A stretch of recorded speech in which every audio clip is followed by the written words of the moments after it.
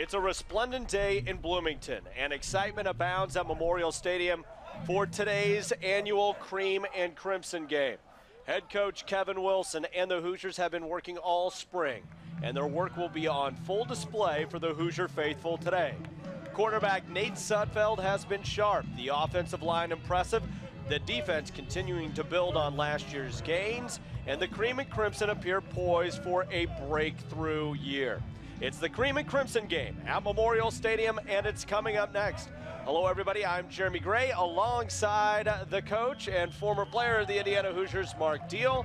It is a gorgeous day for football, nice crowd on hand, all sorts of festivities, both in and around the stadium here today. And, Coach, we're going to be going down to the field in about a minute or so to Coach Kevin Wilson, who will be taking the team through some drills and some pregame routine here, but always an exciting day, especially for the coaches and players, to get out on the field in front of a crowd here in the spring. Yes, it is, and this is a lot of times the spring game has been practice 15, but actually this for us this year is practice number 12. We still have one more week to go, and 3 more practices, and including another scrimmage next week. But this is the Cream and Crimson game, and a good way for the fans to see how much progress has been made so far up to practice 12. One thing I think fans will be excited to see is the return of Nate Sudfeld, who missed the second half of the year due to injury, and he's back, and he has looked good. Nate has shown no effects of the injury he'd suffered in the Iowa game and to his non-throwing shoulder. He's been as sharp as he always has been throwing the football, and looking forward to showing it off in front of this great crowd here. All right, now we're going to head down to the field where the head coach, Kevin Wilson, is going to take to the mic and talk to our fans here at Memorial Stadium. Are we on here? Awesome. Hey, welcome everybody. We're going to get this thing started. We got break right now. Get it going, guys. Get it going, Nate. And we got PAT field goal, ones on ones. Here we go.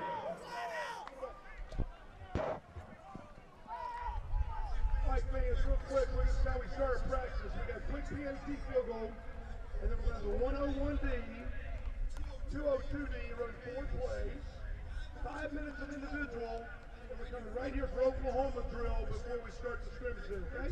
So feel free to get up, start 20 minutes, have a little fun, crank it up. Give me some music, let's go, Carter.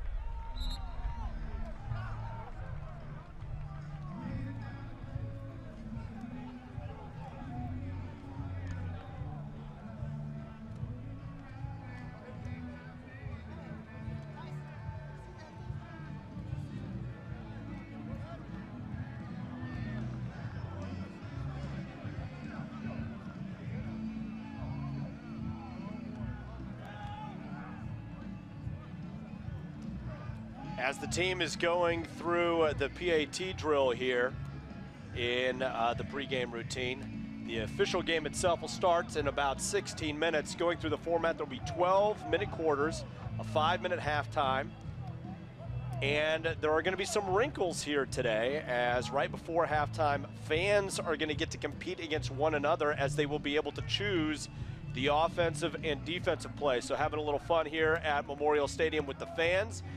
And Here we go, second team. As Coach Wilson's talking to the crowd here, this is an opportunity to see how the team prepares, drills, gets ready, and the conclusion of this before the game itself will be the Oklahoma drill, a toughness drill, and I think fans are really going to respond well to what they see out there at midfield later. Hey, Jeremy, hey, fans, now this is an IU practice tradition. Darius Rucker and Wagon Wheel here in field goal. Mitch Ewald's favorite song of all time. Some former players from Bonner and Mitch, we got Wagon Wheel. Kenny Collins' favorite song. Darius Rucker, man. So this song is the personal choice of the great kicker Mitch Ewald, who set several records here at IU, is an outstanding student as well, multiple-time academic All-Big Ten. One of the latest in the long line of great kickers that Indiana University's had. This is his song, and so when they practice some kicking, they play it in his honor.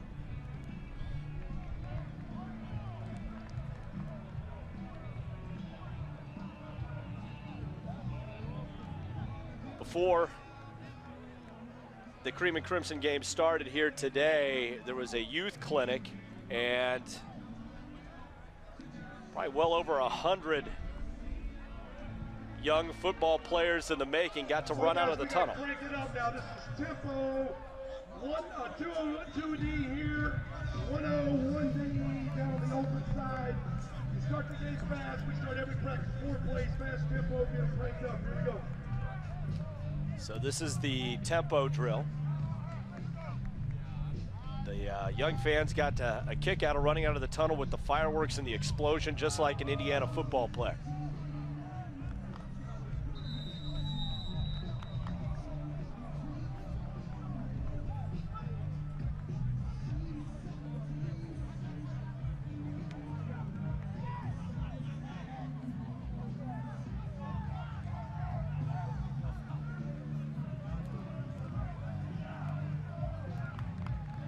Obviously, a lot of discussion surrounding this team is how to replace a talent the caliber of Tevin Coleman, but the offensive line is very experienced. They've been impressive all spring, and the young running backs have done a nice job this spring for Indiana. And while it's maybe impossible to replace a talent like Tevin Coleman, they believe they've got a good stable where Indiana's still going to have a strong running attack with an improved passing attack with the return of Nate Sudfeld.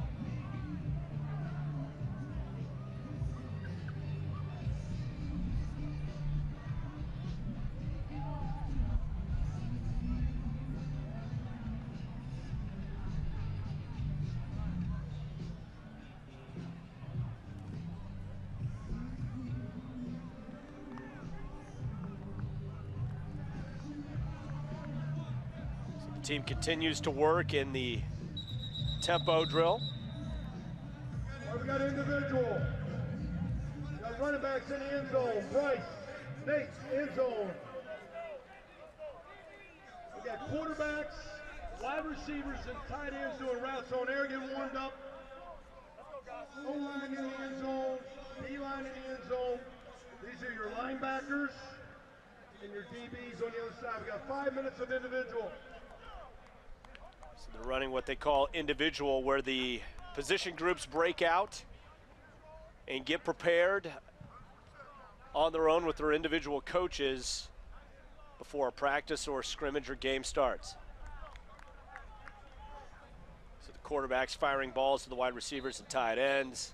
The running backs working out on their end. The defensive position groups breaking off into their respective groups.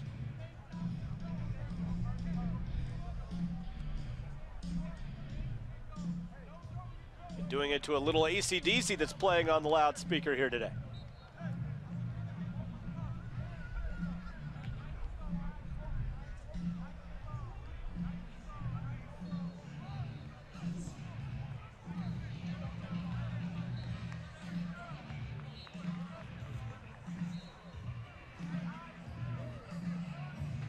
Practice running routes. Wide receivers. See the defensive backs getting loose and warming up in their individual.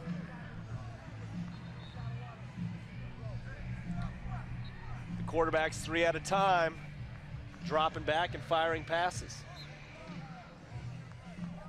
You hear a lot, especially from basketball coaches, about individual workouts, but there's quite a bit that goes into football as well that maybe is not as talked about, and Coach Wilson wanted to expose the Indiana fan base to that here today.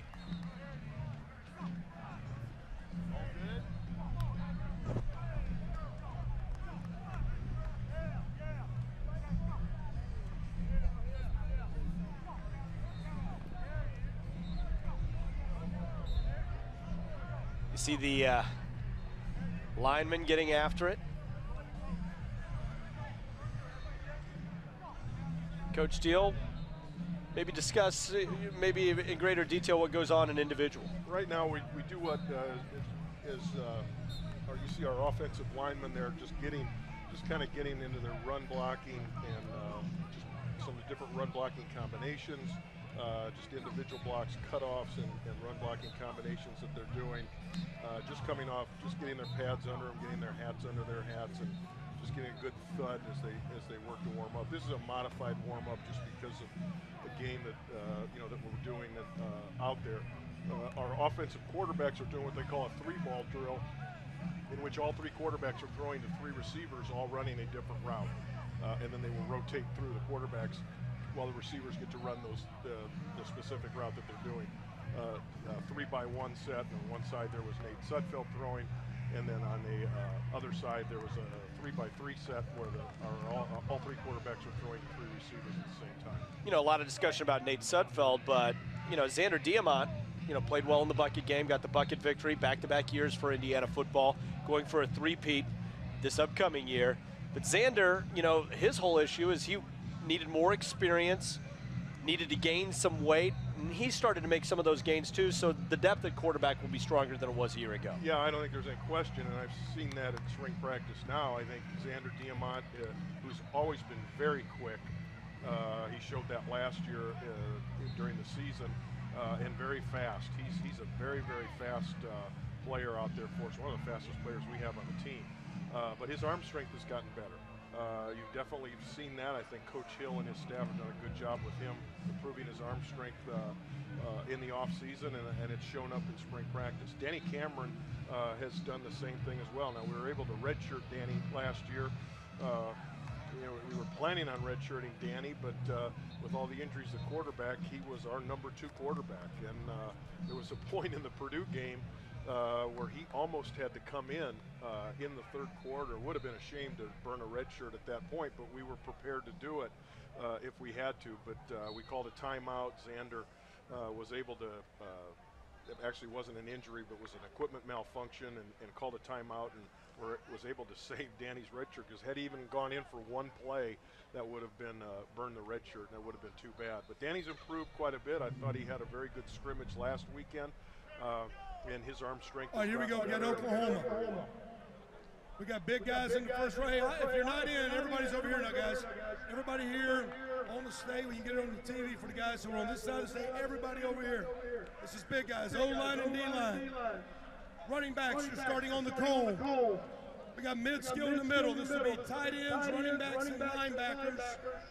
And this will be wide receivers versus DBs. Now, this is a base drill. It's one guy blocking one guy in a confined space. Stay on the block, get off the block, make the tackle. Here we go. Dimitri Camille up first. This is one of the time-tested, iconic football drills ever, the Oklahoma drill. Does it go back to Bud Wilkinson back in the day? Is that what it? Hey, check. You guys right here to the side so these fans can see. We want to, hey, to the side. Come on, Teddy. Bozy. Come on, Steve. To the side. Let's let the fans see this physical combative play. Here we go. Yeah, there's no question. This is as Ralph time-tested Green. drill as there is. You can't do enough of this. As an old offensive line coach, you couldn't do enough of this, and as a defensive coach, it's blocking, it's getting off blocks. It's blocking as an offensive player. It's getting off blocks as a defensive player, and then making a tackle. So all these things are very important, obviously, in football. Freshman Wes Martin, nice job. Kevin Wilson doing a pretty good job on play-by-play here. I don't want to step on coach there, so I'll... Oh, no, Sykes, great job. You're down. This is something that we Chase do every Dudro, day. the tackle, wide out. That in pads to start the practice. This is something that's done every day to start practice. And like I said, you can't nice get play. enough of this. Big man Jerry and Timmy Warner blocking there. Football coach and as a football team. Sorrow. It's the essence of what football is. Great job by Anthony Casaro. Antonio Allen, nice shot.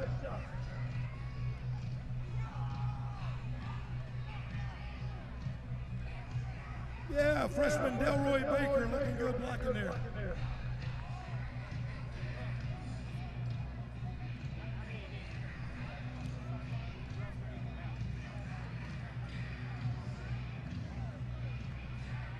Danny Freeman on the block, Clyde Newton. Don Booth, nice shot blocking Don Booth.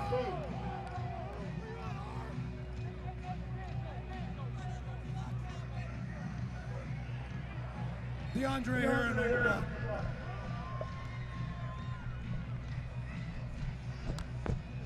At practice, typically when this drill's done, the team is very tightly confined around the action, and it gets heated, it gets animated, and it's a lot of fun to watch. It gets very heated, it gets very animated, and that's just the coaching staff. Yes, that's right.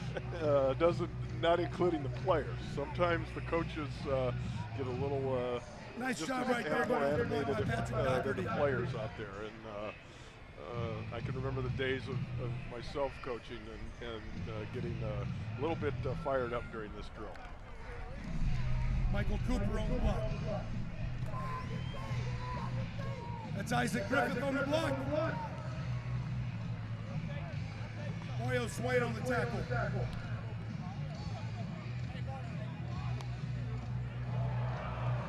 Oh, nice play by Darius Latham. Basketballer Jordan Fuchs, see if he can block here. But the challenge to Jordan Fuchs. Very good, Jordan Fuchs. Yeah. It's like Coach Green had him working a little bit of blocking drills there. Oh, great play. Great play. You're down. Great job, Ben Bach. Ben Bach.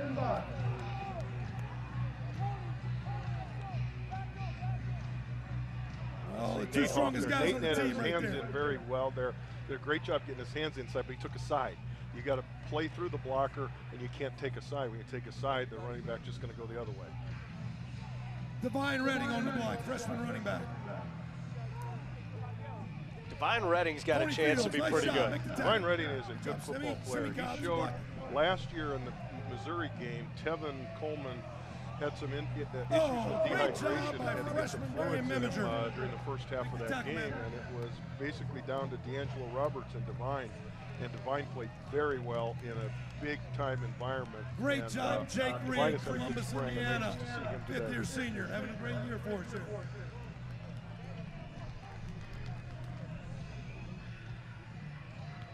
Damian Graham, receiver, Indianapolis, Arsenal, Texas. Flexing the muscles after the block right there. Two good freshmen here, Delroy Baker and Robert McCray. Good job, Delroy.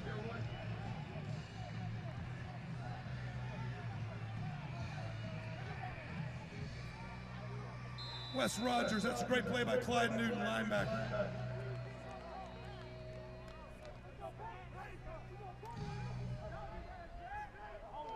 All right, here's our last time through, guys. Last time through. Here we go.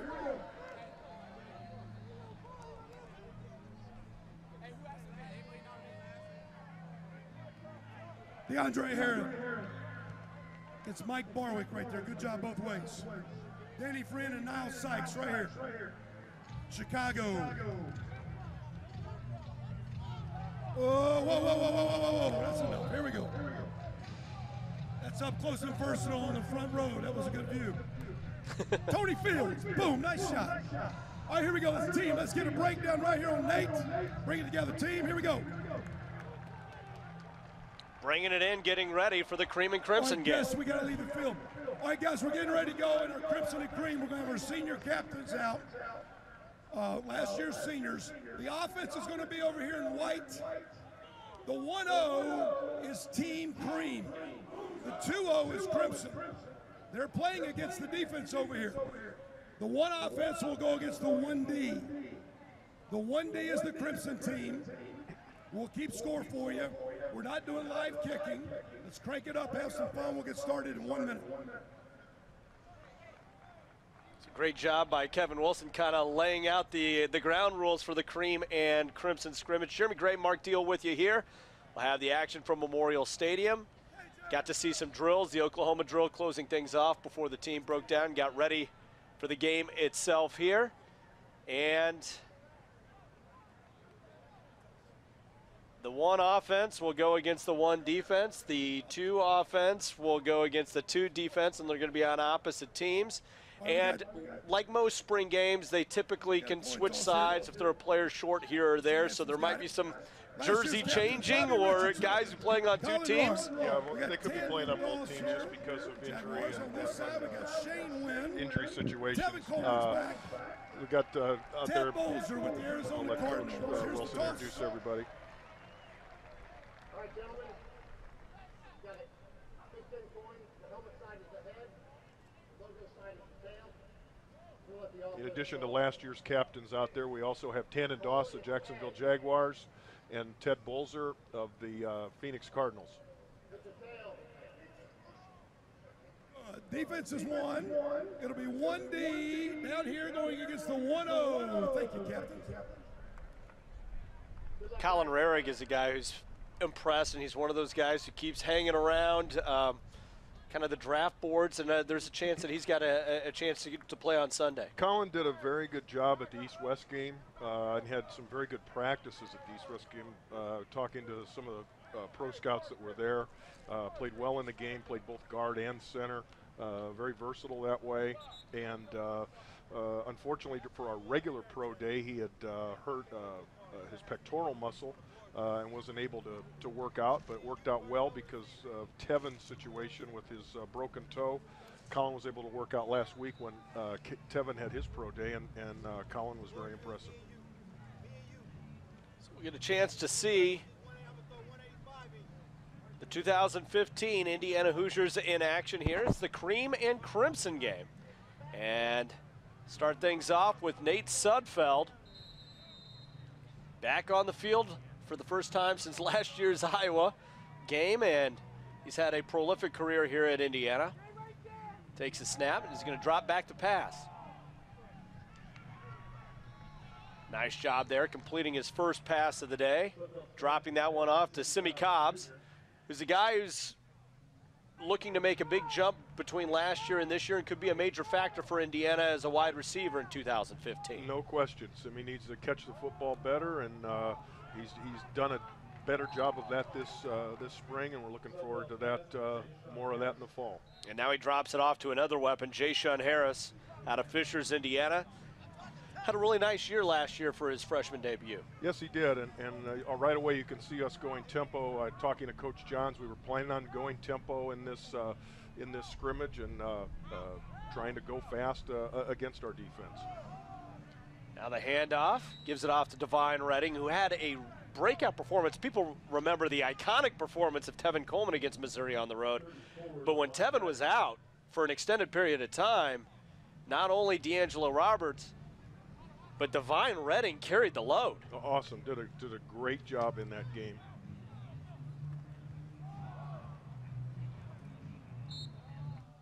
Picks up a few there on second down. Now it's a 3rd and short situation. Looks like it'll be about 3rd and 4, maybe 3rd and 3. Big opportunity for the defense.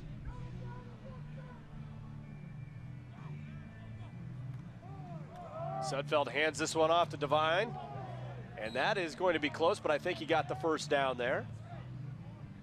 Nice job with our inside zone. Our offensive line is one of the strengths of our team. They've had a nice spring. We've got a lot of guys back, basically losing Colin Rarig only from our team last year, and just done a tremendous job all spring, and so far in this short scrimmage have done a good job opening the holes.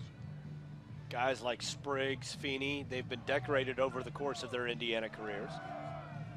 Sudfeld drops back to pass and dumps this one off to Divine Redding. He's going to pick up maybe 3 or 4 there before he's met by a wall of his teammates who bring him to the ground.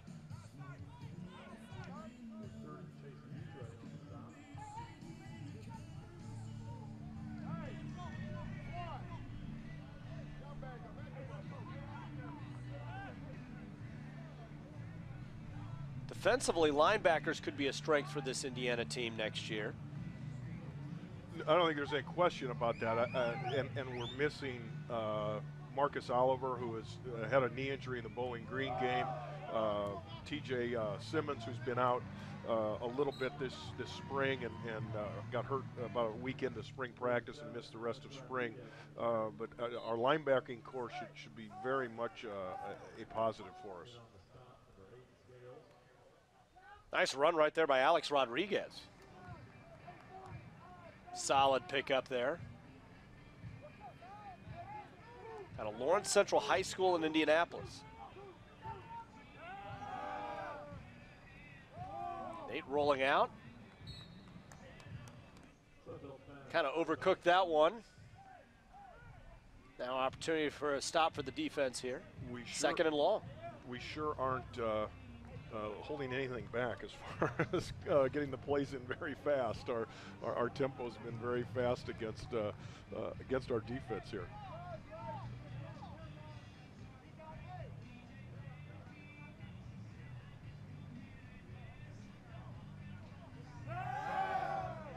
Drops back again, dumps it off to Rodriguez. Picks up maybe a couple there. Nice tackling there. Nice job by Tigre Scales of rallying to the football there. Make it about a 3rd and 8 here situation. And here you see the intricacies of this game where they're not just first teamers in the game as we're playing a lot of players on both sides of the ball. Tigre Scales was in on that stop there. He had moments of brilliance last year and has a chance to be a special and impact player on defense for IU.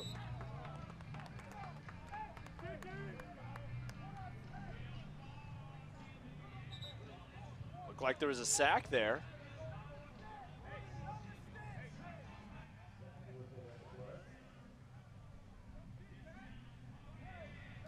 So it's going to be 4th and 16. Gonna let it fly here.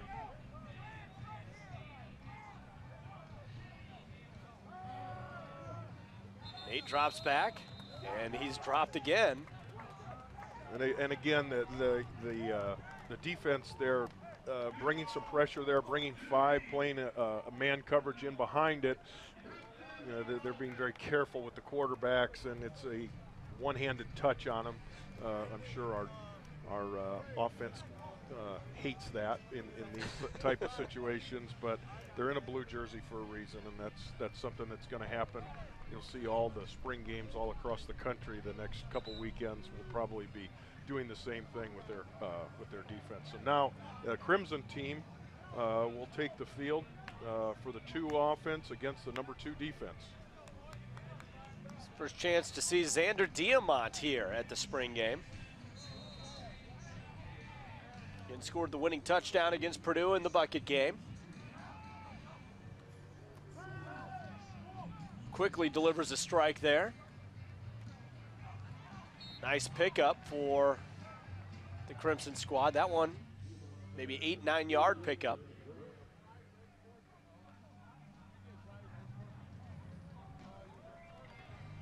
So he was able to get the pickup there, and now quick handoff.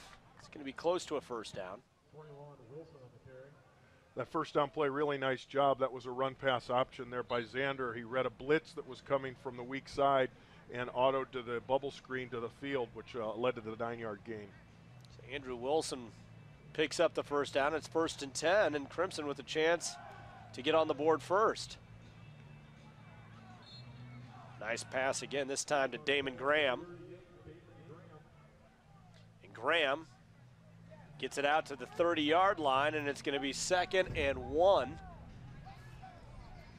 So again, a couple of nice first down plays by Xander Diamant early for solid pickups to make it very manageable. And now drops back to pass again. That time threw into double coverage. Dangerous idea there, trying to deliver to Isaac Griffith. Luckily for him, he overthrew it, and it'll be 3rd and 1. One thing you can see from Xander, and you've noticed all spring, is he's much more comfortable with the offense, with what he can do and in certain situations. And I think that's just the maturity of being in the offense longer than what he had to do last August. See what he does here on 3rd and 1. Hands it off to Wilson. This one's going to be close. 21, Wilson, the ball carrier. And it's going to be a first down. So got just enough push to keep the drive going for the Crimson squad.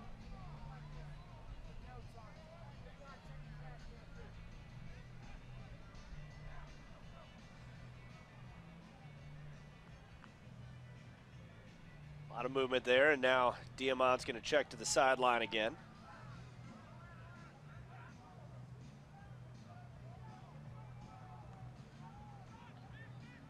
Hands the ball off there to Ricky Brookins. Picks up 1, maybe 2. So it'll be 2nd and 8 for the Crimson. 5:59 left to play in the first quarter. 4 12-minute quarters with a 5-minute halftime. Ricky Brookins is a redshirt freshman from Terre Haute North. Same high school as another pretty good running back from Terre Haute North at Indiana University. Rolling out now is Xander Diamant. He's going to keep it himself and carries it out to about the 17-yard line, and he is quick. That's where Xander's at his best. When he can run the read play, the zone read, he pulls it after seeing the end come inside, and that's where Xander was at his best last year. He's very quick, he's very fast, and can really beat people with his feet. Anthony Thompson, of course, the great player who graduated from Terre Haute North. Now Xander's going to keep it himself again. This time picks up maybe 2 or 3 on first down. Well, I can say 4, so it's 2nd and 6.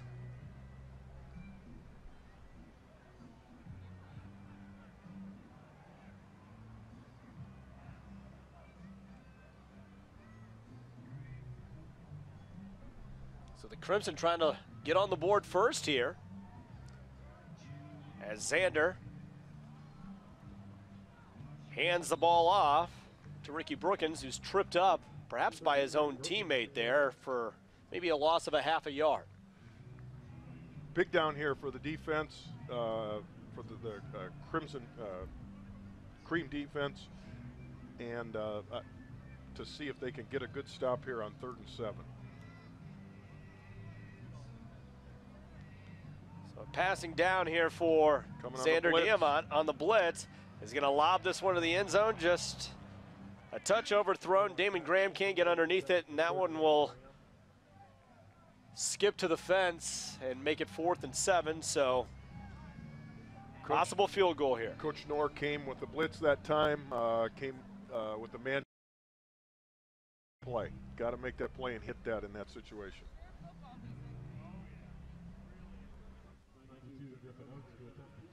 So Oaks will attempt the kick here, with some interesting things in the background, including bumper cars, a giant slide, an inflatable football player, and a food tent as he punches that one on through. And a beer garden. And a beer garden. He missed it wide right. Oh, he missed it wide right. Quite a few distractions there, and the score holds at 0-0. So a tough break there for the Crimson. They drove down the field, had a real opportunity to go up early on the Cream. But the missed field goal will set things up for the Cream maybe to take the first lead of the game with 4:08 left in the first quarter. Tevin Coleman now at midfield, being recognized for his outstanding year, a historic year. Ran for over 2,000 yards. Consensus first-team All-American, the first since Antoine Randall. Chance to make some pretty serious money here in a couple of weeks when his name is going to be called on that first day of the NFL draft. Tevin has a lot of speed, and I think that's going to be a big plus, obviously, for the NFL scouts and the NFL teams that are looking for a running back. Great young man. From a great family, and the thing that no one knew except those on the inside of Indiana football, they played the last 6 games with a broken toe, and just did a tremendous job. And Tevin now being honored here in front of this good crowd here at our spring game, with Coach Wilson there on the field and giving him a hug, and very nice moment for Tevin, and wish him all the best. Obviously going pro after his junior year, didn't have a chance to have his senior day, so that was kind of his senior day moment there. And yeah, I mean, everybody knew about his speed, his incredible production, but I think 2 things since the conclusion of the season that the NFL scouts and the player personnel folks have really picked up on. One is what he accomplished with that injury, and it was against the tougher competition that he had that injury. It was not batting practice against some mid-major school. He ran for over 220 yards on the road against Ohio State, who ended up winning the national champion. And when you see what his production was with a broken toe, maybe in comparison to other potential high draft pick running backs against that same competition, I think it bodes well for Tevin on draft day. He hit that outside zone play from our own 10-yard line against Ohio State, and he got that corner turned. And when he turned that corner, as good as Ohio State was, and obviously they were the best team in the country last year, nobody caught him. And it speaks to his toughness too, being able to play through that for the entire year. Absolutely, absolutely. Just a great young man from a great family, and wish him all the best. So now Nate Sudfeld, score knotted at 0, takes over for the Cream. Hand off to Rodriguez. Is out to the outside, maybe picks up 3 there.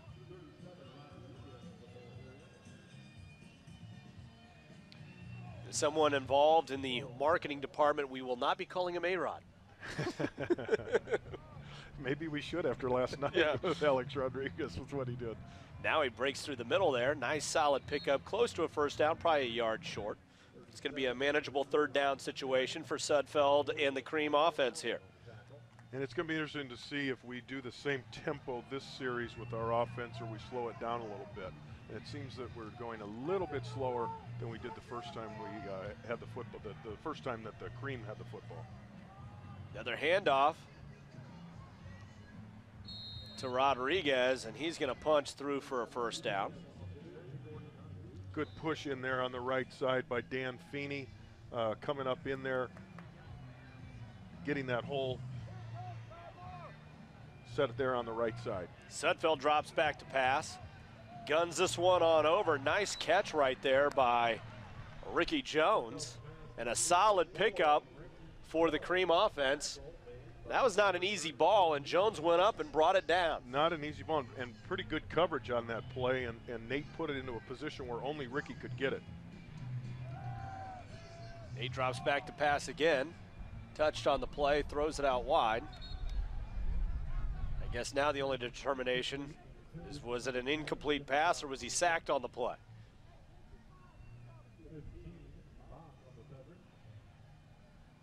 I believe that was called an incompletion. All right, so it'll be 2nd and 10. He's trying to hit Simi Cobbs.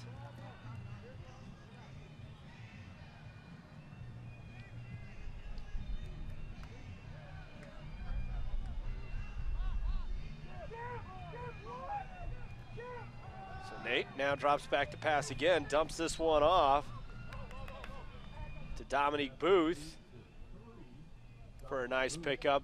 Booth, a heralded player out of the city of Indianapolis, had a spectacular high school career. He was a coveted recruit.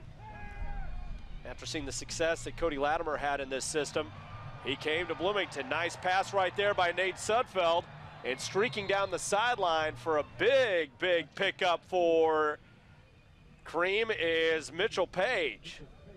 Takes it to the 5-yard line. And again, on a 3rd and 1, faked the dive in there, went with a bubble screen out to Mitchell, going tempo, going very fast before the defense could get ready. Mitchell sprinted up the sideline to set up that 1st and goal on the 5-yard line. I think we have an injury timeout here on the field on the Crimson. Nate Sudfeld.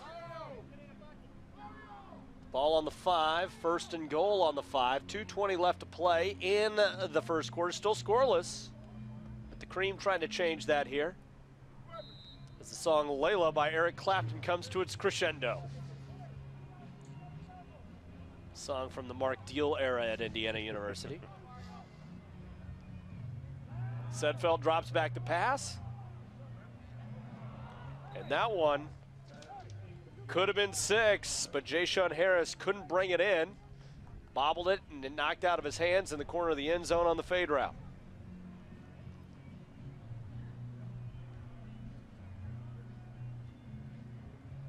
Second and goal from the 5.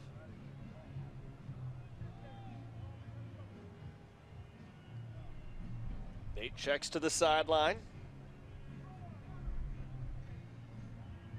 2 minutes left here in the first quarter. Hands it off to Devine Redding. Pounds ahead for 2, maybe 3. Bring up very interesting here, 3rd and 3. We got wholesale changes by the defensive line. The Darius Rayner coming in, Darius Latham coming in.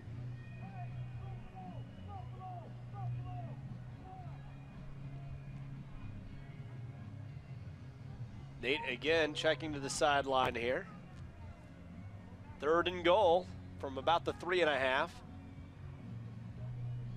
Nate drops back to pass, lobs this one into the end zone, and the catch is made. Nice play right there.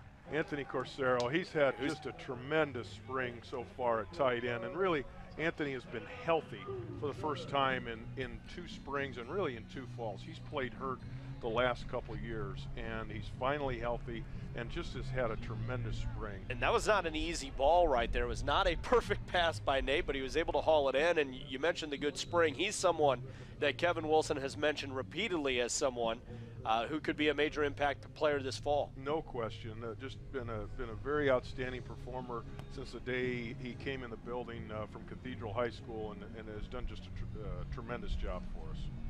So the Cream now leads 6-0. To tack on the PAT here is Griffin Oaks. Pops that one through. It's 7-0 Cream with 1:25 left in the first quarter. Plenty of air underneath that one.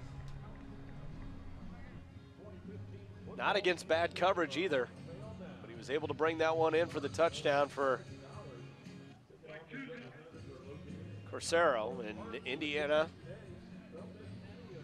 might be able to look forward to a Sudfeld-Corsaro combination many times this fall. I think Anthony Corsaro has done a really nice job. The other thing that he's really improved upon is his blocking has gotten better. He was always a pretty good receiver, and he backed up Ted Bolzer 2 years ago, really 2 and 3 years ago, and last year was basically his turn to shine as a starter. But you know, he's battled the injury bug, healthy and enjoying a great spring. So now the Crimson will try to strike back.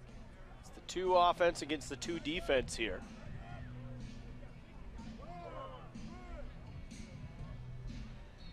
Quick handoff, no gain. I'm gonna say maybe a half yard, so it'll be 2nd and 9. Danny Cameron in at quarterback for the Crimson offense now. Rolls out. Closing in to make the play right there to technically sack him. Yeah.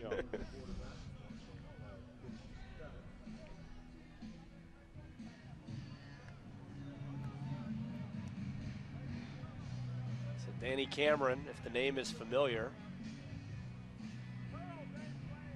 Father, of course, a student athlete and also the former head football coach at IU, Cam Cameron, who's had a remarkable and long coaching career at basically every level.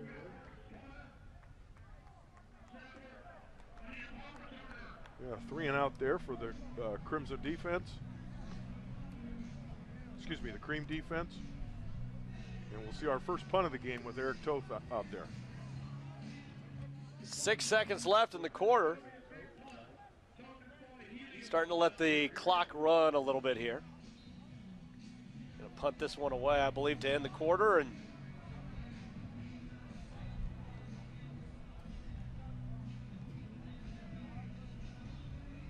plenty of air underneath that one.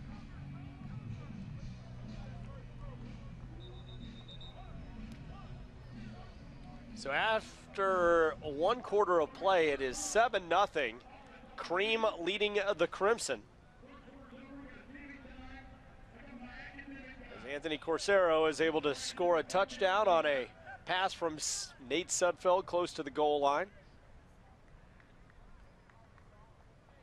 Quarter of the way through here, and now we'll head to the 2nd quarter of play from Memorial Stadium.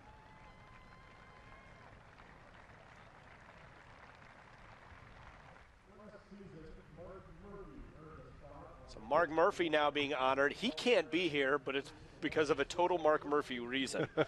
Mark Murphy, as far as a student athlete, is about as decorated as they come. He is a two-time academic All-American, a National Scholar athlete, Big Ten Sportsmanship Award. He was a fine football player as well.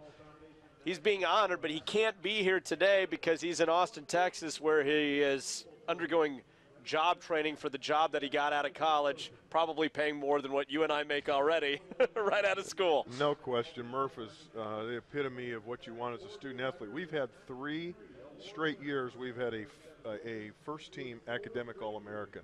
Adam Replogle, 3 years ago, was a first-team academic All-American. Now, with the Atlanta Falcons. Then Murph has been first-team All-American the last 2 years as academic All-American. They're honoring also our current players who are still on the team who are academic All-Big Ten.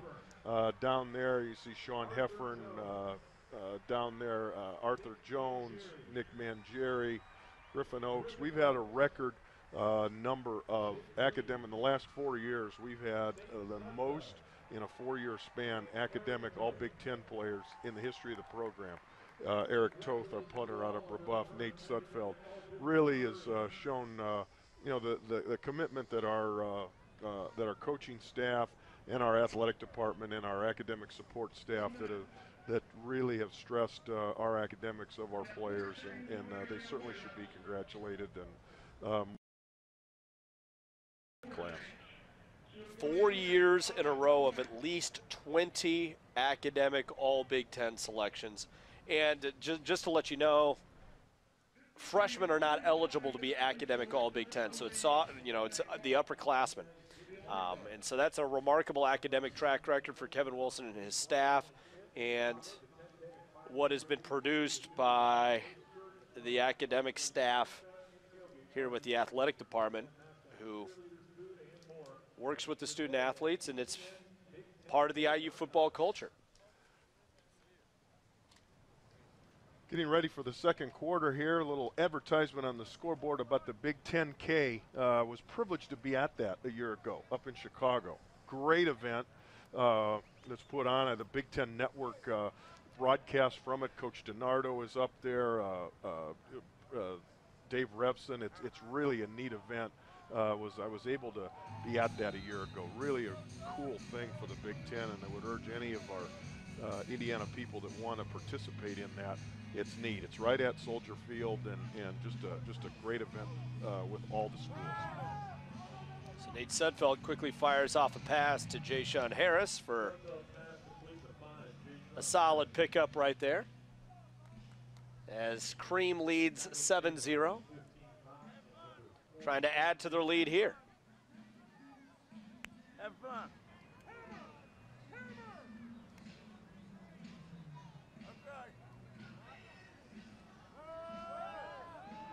A little play action, fake the handoff to Redding. I'm going to say he was sacked on the play there. Yeah, nice job there by Darius Latham coming off the edge, off the top, on the top side, and made a good play, made a good move on the offensive blocker, and got to the quarterback. Yeah, Nick Mangieri helped out the cause there too. So now Nate Sudfeld, after a solid pickup on first down, it's 3rd and long, 3rd and 12. 11 minutes left to play here in the first half. His team leading 7-0.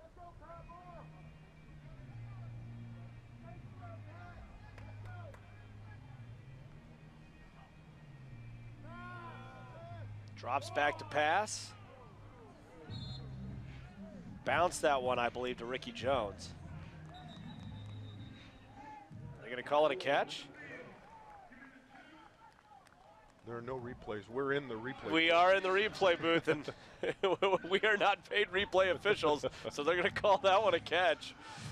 Maybe a little generous there. We'll see, but it'll be 4th down and 3, and they're going to punt it away. So nice job by the one defense representing the Crimson team to get the stop against the one offense. And Cream forced to punt it away here. And 2 straight 3-and-outs by both the first defense and the second defense. Nice punt there by Eric Toth. Eric, He's had a couple of good ones here. really, it seems like he's been around here forever, and he'll be a fifth-year senior. Really has punted for the most part of the since the 2012 season. So really has done an excellent job and does an excellent job holding. Just a tremendous holder on our placement for our field goal and PAT team. So it'll be Xander Diamont to quarterback the Crimson this go around. It was Danny Cameron last time. See how Xander does. Taking over on the 23, 10 minutes left to play in the half. Fakes a handoff and will take off himself and scamper out sidelines at about the 29-yard line. And that's Xander's strength. Makes the read option, makes the read, sees the end collapse inside, pulls it and gets outside with his quickness, gets a gain of about 6. Drops back to pass. He's going to air this one out, throws it downfield. Crossed up on the route, trying to find Andre Booker, but overthrew it. A little miscommunication there. I think that the receiver stopped, and Xander thought we were running the go route there, and was overthrown. Now it'll be 3rd and 5. Xander drops back to pass here. Bounces that one, trying to deliver to Dominique Booth. Just couldn't get it there, and that'll be 4th and 5 now. And another 3 and out for the defense. So Cream will remain on top. 7-0 on top of Crimson. 9:43 left to play here in the half.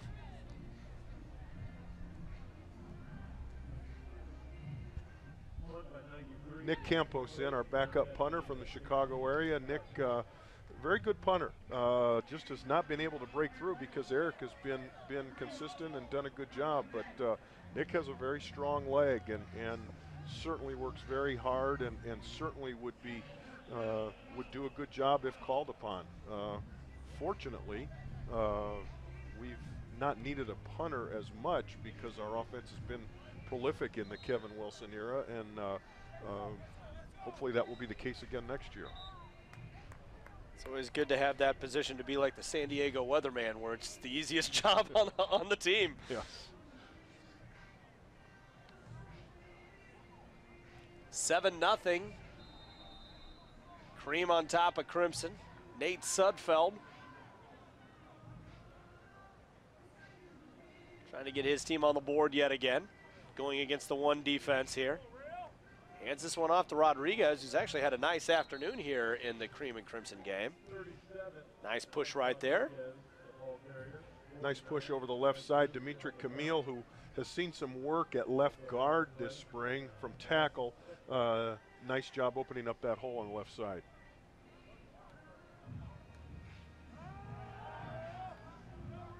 Play action.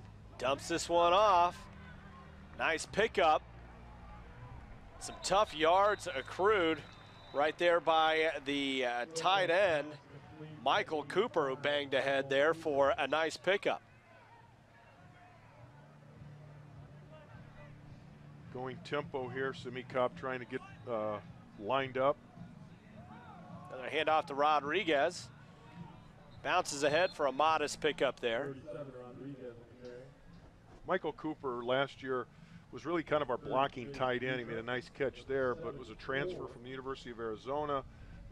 Actually was recruited by Seth Luttrell at the University of Arizona. When the Arizona coaching staff changed, Coop called Coach Luttrell, transferred here, came here, had to sit out a year, and has done some really nice things for us at tight end. Didn't look too easy to bring down there either. Now Rodriguez will push ahead for a couple of more.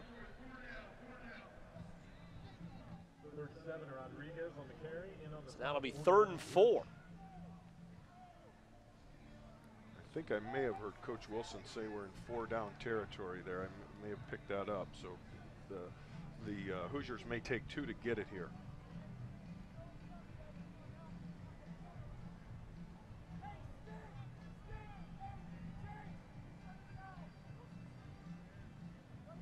4. Cream leads Crimson 7-0, looking for more here. Nice pass right there, zipping it into Dom Booth for a pickup and a first down. Nice throw, nice delivery there against the man coverage, a little slant route to the top of the screen.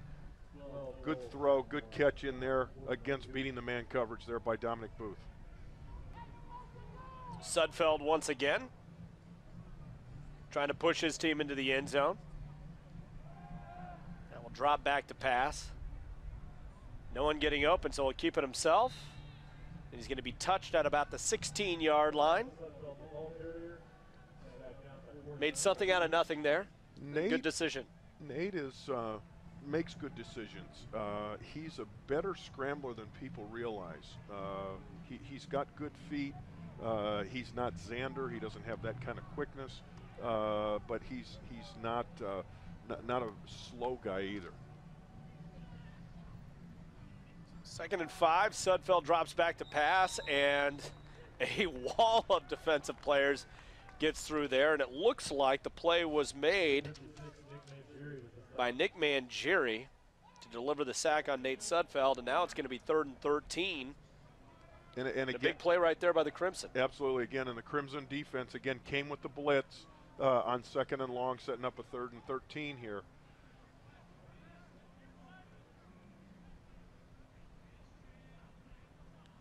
Sudfeld drops back to pass. Blitz again, intercepted. And a bad pass, and that one's going to be picked off. Nicely done by Darius Latham, who is not a statue himself. The guy can run, and nice play by Darius Latham out of North Central High School.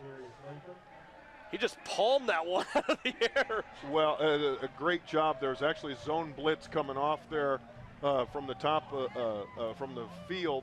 Darius dropped into coverage underneath on the kind of the jet screen underneath and made the interception. Was tackled somewhat by Nate Sudfeld. I guess the blue guys in the blue jerseys are not allowed to get tackled, and I guess if they touch you, that counts. That's good so enough. I guess it's just it's only fair that since they can't get tackled, that they don't have to tackle, that they're playing touch football. But I'll tell you what, had Nate not made that play, I think Darius may have gone all the way. He is not just a big, strong guy up front. He is a phenomenal athlete. Many believed he could have played Division I college basketball at a very high level. Was on the Indiana-Kentucky Indiana All-Star team that swept Kentucky 2 years ago. Great footwork, and he's a tough dude. Tremendous player out of North Central High School in basketball. When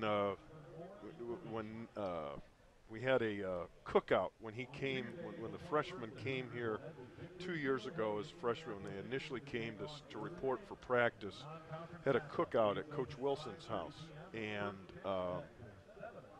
Coach Wilson has a full court basketball court set up in his house, outside his house and outside his driveway. And Darius took that ball out there, and for his size, you think, well, yeah, big guy inside. First thing he did was take it out to the three-point line and knocked down quite a few threes in a row, which was very, very impressive.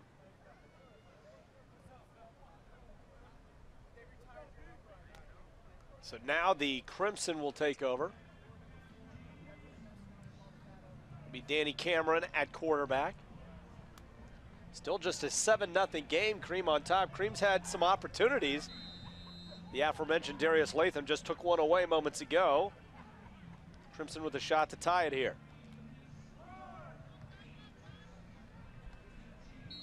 Cameron with the handoff. Gets the ball off to Ricky Brookins. Picks up a few there. I think it's 2nd and 7. On the 45-yard line. We got about 5:50 left to play in the first half. They're going to conclude the first half with some fan interaction where they're going to bring fans down from the stands to actually pick the plays, both offense and defense. So fans will be competing against one another. A little bit like, for those who played video games, Tecmo Bowl, where there'll be 6 available plays on offense and 6 available plays on defense. The fan will pick it on each side and see which one works. Cameron delivers a strike right there. Nice pass. Dumping that one off to Chandler Miller. First down, very good throw there to the sideline by Danny to Chandler. Chandler came back and got it, was able to get forward progress for the first down.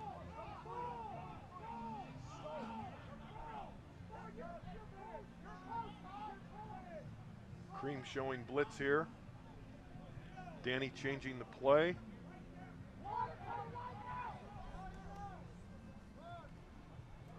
Handoff right there. Pickup of maybe 1 or 2. So Brookins trying to push ahead. Say he picked up 1, so it'll be 2nd and 9. 4:35 left to play in the half.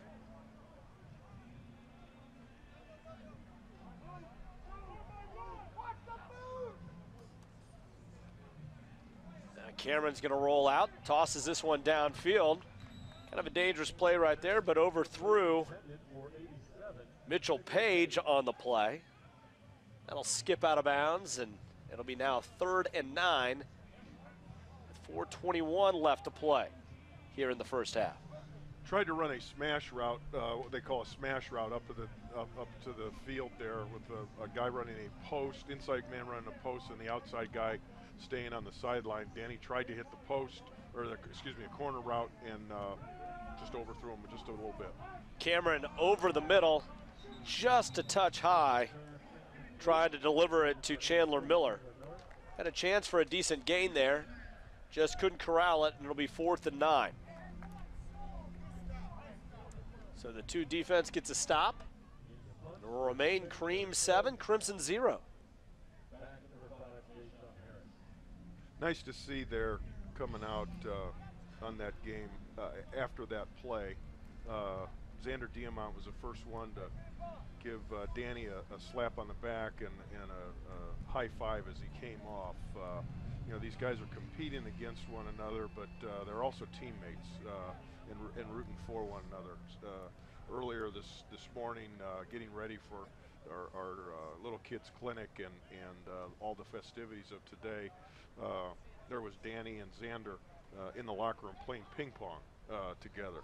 And that's the kind of thing that you like to see. You know, they're competing obviously both for the number 2 quarterback position, but they're still friends and teammates. And that's a nice thing to see, the interaction between the two. So 4:10 left on the clock here. Nate Sudfeld will take over at the 20. His team leading 7-0. Cream leading Crimson.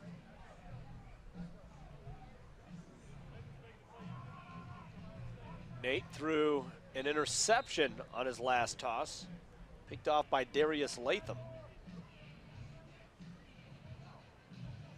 But Nate got to make the easiest tackle of his life. Now throws nice pass out to Simi Cobbs. And Simi Cobbs, the 5-yard pickup. It's now 2nd and 5.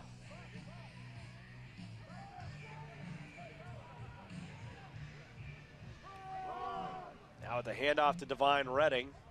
He doesn't waste any time hitting that hole, does he? As he picks up 3 or 4 there. Divine gets north and south very quickly. He gets north and south very quickly as he hits the hole. Now Nate hands it to Divine and does it again. Pushing ahead for a 3-yard pickup in the first down.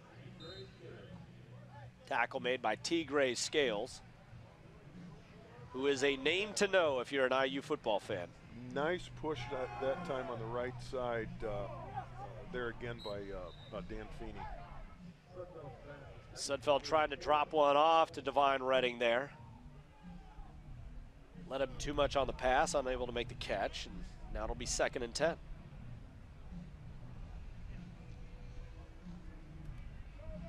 Gorgeous day for the Cream and Crimson game. And the victory flag flies high as it has all year after Indiana beat Purdue in the final game of the season, to the point where the athletic department had to buy a new victory flag because it got tattered during the rough winter. That's a good problem. That's a good problem to have. doesn't get tattered in storage. Flag flies after every Indiana victory, and because they won the last game of the year, it stayed all year, as that was a nice pass from Sudfeld to Cobbs right at about the 50-yard line. Nice job there by Nate. The defense showed blitz. Nate stayed with the route, hit Simi for a nice gain.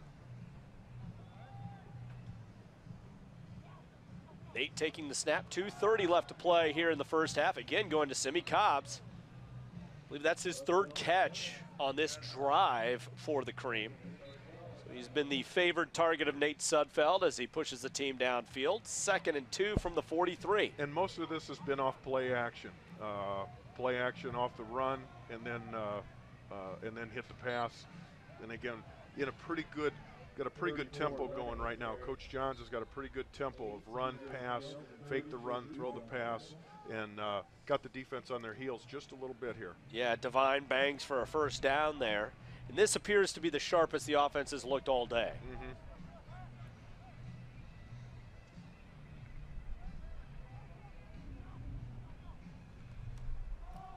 Now the handoff to Rodriguez.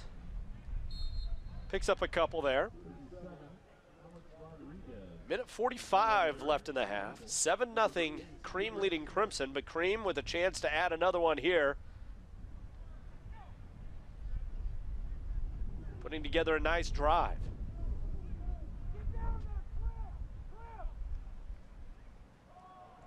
Again, the handoff to Rodriguez.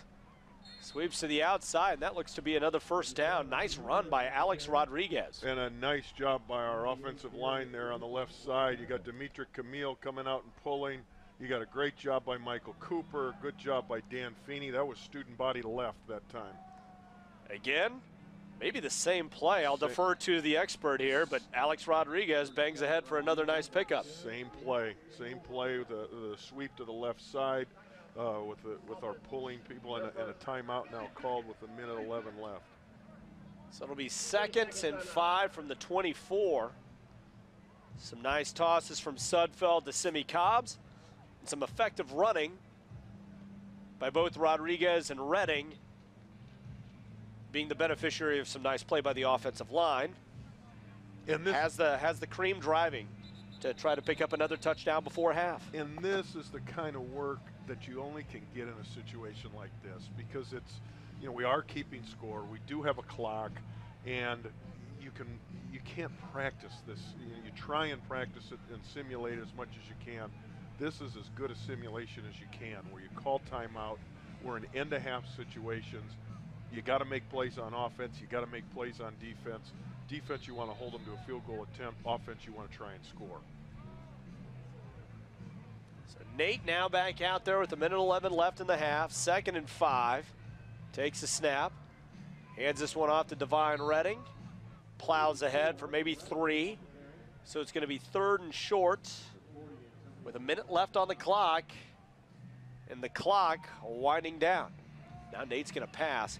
Gets this one off to Jayshon Harris. Nice block right there. He's going to streak to the outside and brings it down to the 1 or 2 yard line. Nice pickup there, and it stops the clock with 52 seconds left in the first half. Quick strike by Sudfeld to Harris. Great pursuit there, too, by Tigray Scales to save a touchdown from his linebacker position, getting all the way out to the sideline to make that tackle. Yeah, and Harris doesn't run like he's got a piano in his pocket, so great quickness by Scales to track him down. Shows the athleticism of Tigray Scales. So now Nate Sudfeld is going to hand this off to Divine Redding. Nice work by the defense to stand up Divine Redding right there. It appears to be no gain and maybe a potential small loss. 40 seconds left, and the clock is winding down. And the Cream with 2 timeouts can take their time here. They can let it run. They don't want to leave time for the and I believe that's offsides there. Looked like a false start by our right tackle. You don't want to leave too much time for the Crimson offense.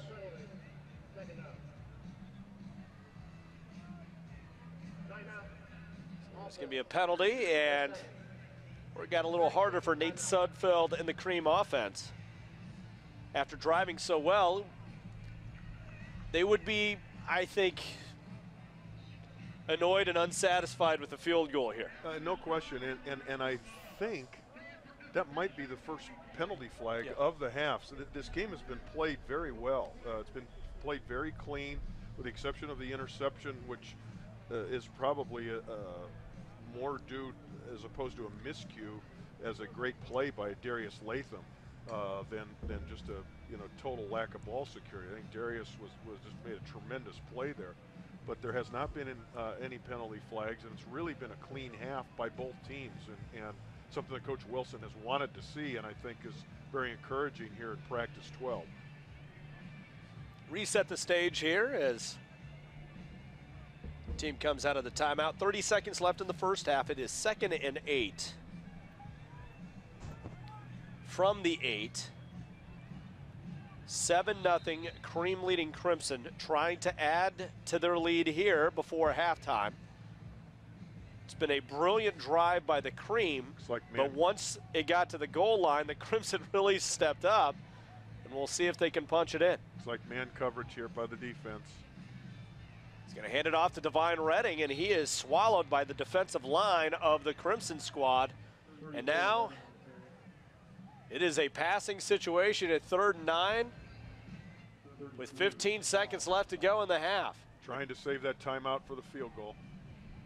Now drops back to pass and is going to toss this one, a fade route to Simi Cobbs, corner of the end zone. Will they call it a touchdown? Nope. You say he did not have control of it when he made the catch. Oh. They might have missed that one.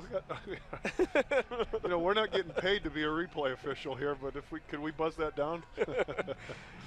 I think he got the foot in and he had control of it, but that's very encouraging to see Simi go up and get that and get the foot down, with the foot down in bounds.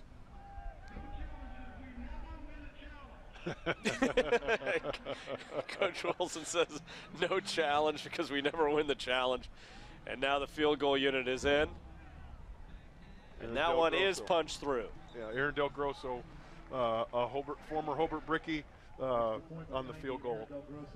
Well, you got the Hobart Bricky, and I got Darius Latham, the North Central Panther, making a big play in the first half, so we both. The alma maters are doing well. Yes, we're both satisfied through the first half here of the Cream and Crimson game. So now they're going to go at halftime with the score 10-0. This is a situation where they're going to have 12 fans have 6 different goal line plays.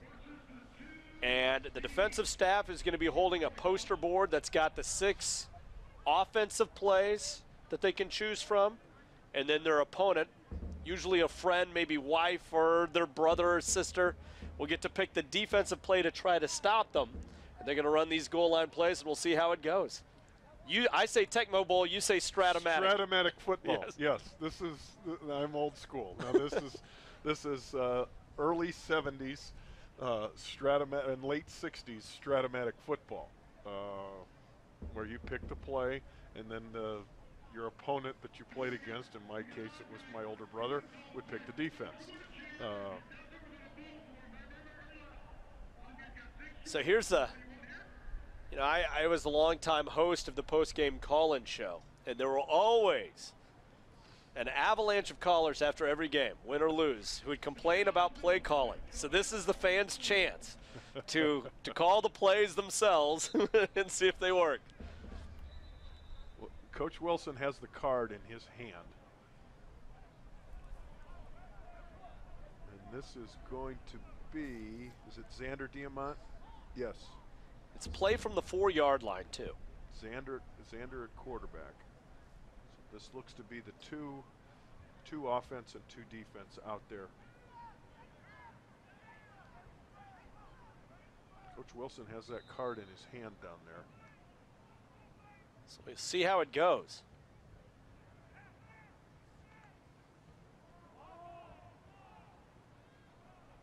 Well, of course, the fan called a pass. Oh, you knew that was happening. The fan was not going to get in the wishbone. He was not going to get in the wishbone.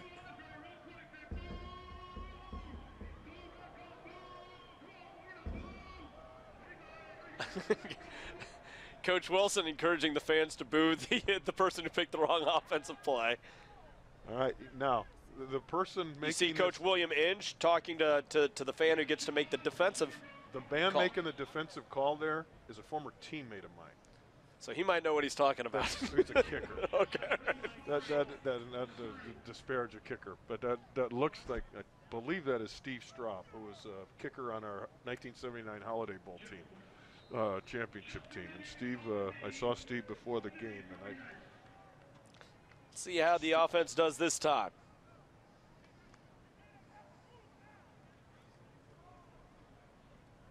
He called a running play. I mean, at least it was a gain getting it down to the 1 yard line. I got to give Straube credit. He did a good job calling the defense there. He kept him out of the end zone.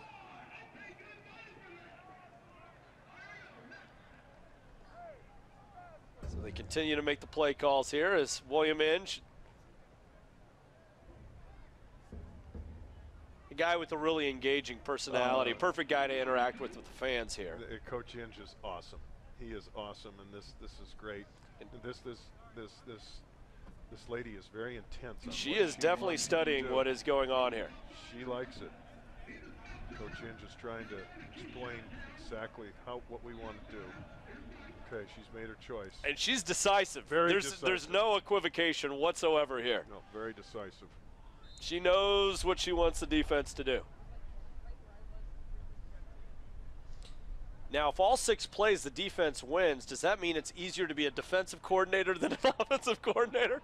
And it's a sack. It's a sack. Look at that. She called a sack. Well,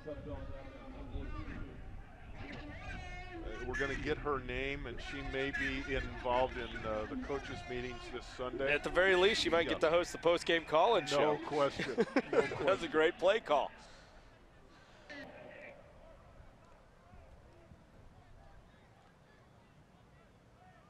So a couple of more of these before halftime. Chance to have some. Now we got the kids. Now the kids, like, always win those March Madness brackets. You know, like. So we'll see. Coach Wilson talking him through the plays. It's got to be a thrill to be down on the field, picking the plays here. The man bringing his 2 daughters here. Okay, she's going to say, looks like her name. Is that Kristen? Is that what she says on the back of her shirt there? Let's see what Kristen says here. Coach Wilson actually doing the on-field interview here.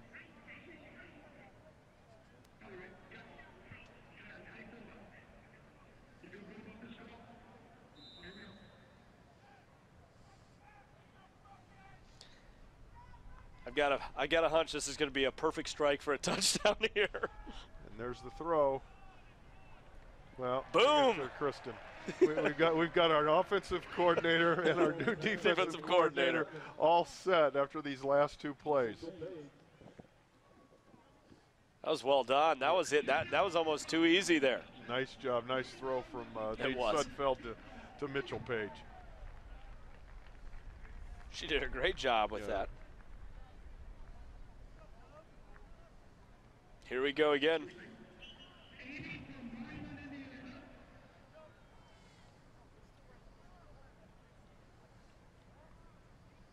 Coach Wilson maybe giving her the justification for choosing any one of those 6 plays. And again, we're going with 3 straight females here. Again, going against the female, going against the male on defense. We'll see how this one works out. The guy making the defensive call didn't waste any time.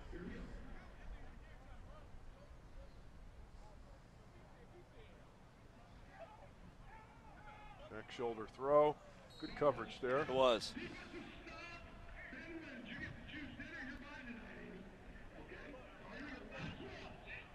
So now we're here to the last one. And then there'll be the 5-minute halftime, and then we'll have the second half of play. Oh, this guy's even dressed like a coach. He's got the lanyard, got the sunglasses, the ball cap. He looks the part here. Now, if he really wanted, if he really knew he was going to be on, he he would have gone with the hoodie and the cutoff sleeve Yes. sweatshirt. There you go.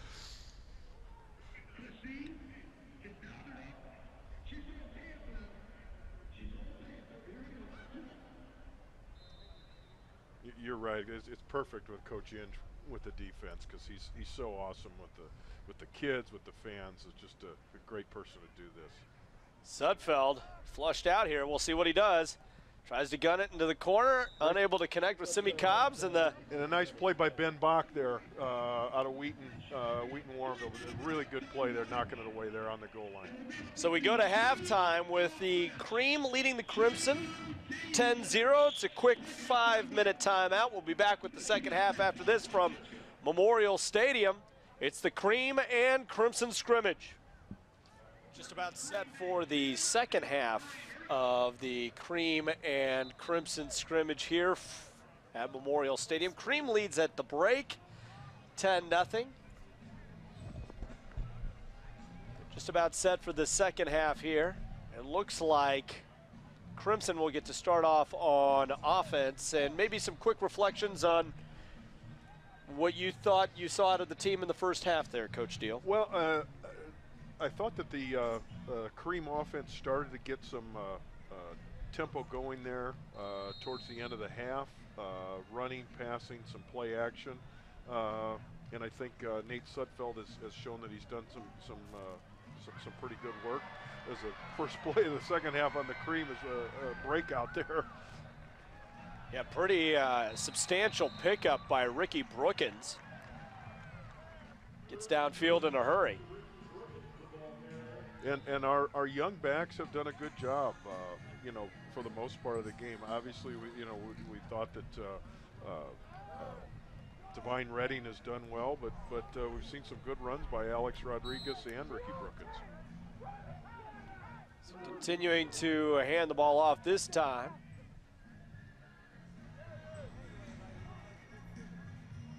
Graham with the pickup of about 8, and quickly Xander Diamant gets his team down the field. A chance for Crimson to really kind of cinch up this score. Hand off to Brookins there, and it looks like he might have gotten the first down on that play.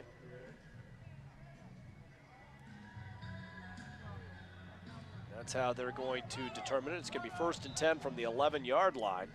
So Xander Diamant and Ricky Brookins get the Crimson down the field in a hurry with a chance to make this a 3-point game potentially.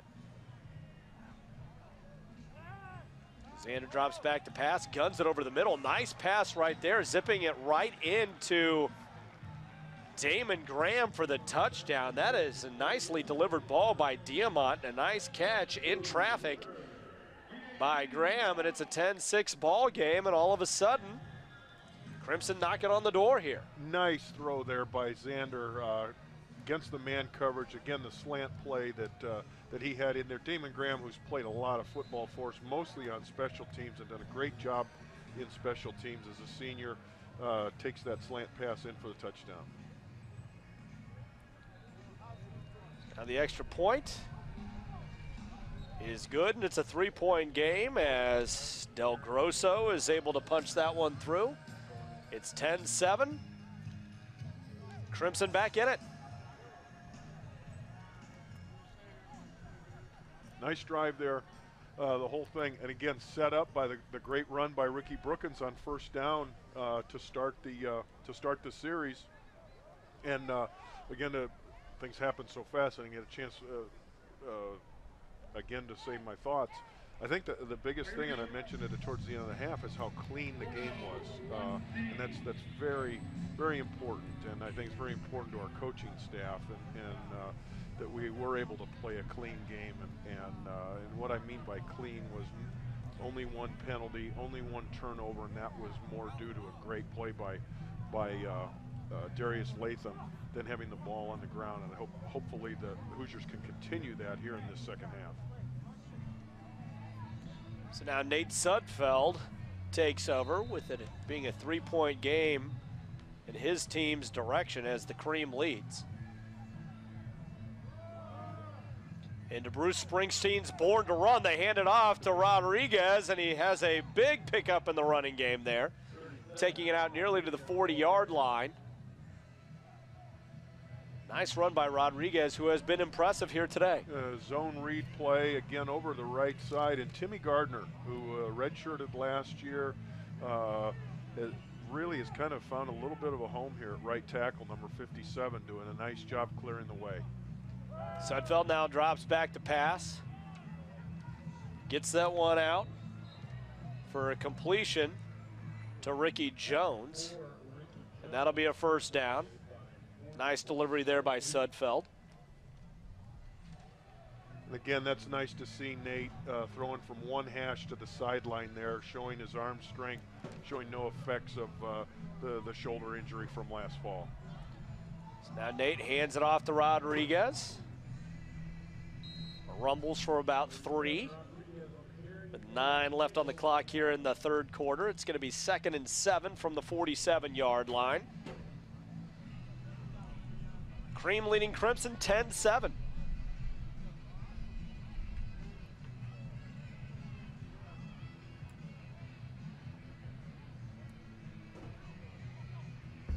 Sudfeld checks to the sideline. Now he's going to throw this one long. Pretty good read there by Nate. They brought a blitz from the field. The Crimson defense brought a blitz from the field, had one-on-one coverage, tried to go deep, just overthrown Ricky Jones into the sideline there. That's going to be 3rd and 13.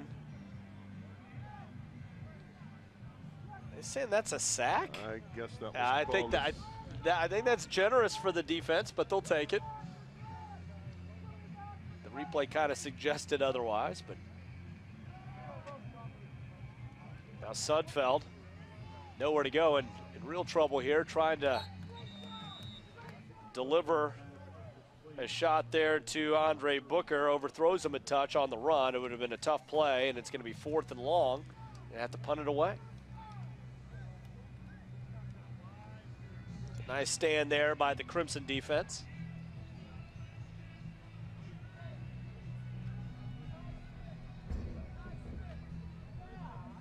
And now the Crimson will take over with a chance to take the lead.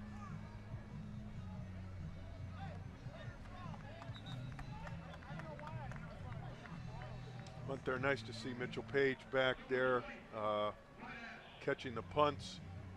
Mitchell has done that in parts of the last 2 years. He's been Shane Wynn's backup on punt return and has done so in event that Shane has not been able to return punts due to injury. But Mitchell will probably be our guy back there this year and got very sure hands and obviously does a nice job at slot receiver as well. I mean, a couple nice catches today. Made mention of Shane Wynn. He performed on Pro Day and was an absolute vapor trail in the 40-yard dash and have a chance to get some looks. Absolutely. Danny Cameron back in at quarterback for the Crimson. Andrew Wilson as the running back. Andrew's another guy that's be a senior, has lettered on special teams in each of the last 3 years out of Columbus. Just a solid football player. Does a lot of things well. Has played some fullback, played some running back. Has been a standout on special teams. A guy that people don't hear about, but somebody that from Columbus East that has just been a solid player, solid performer for us. And whenever he's been in there and given the chance, he's done well.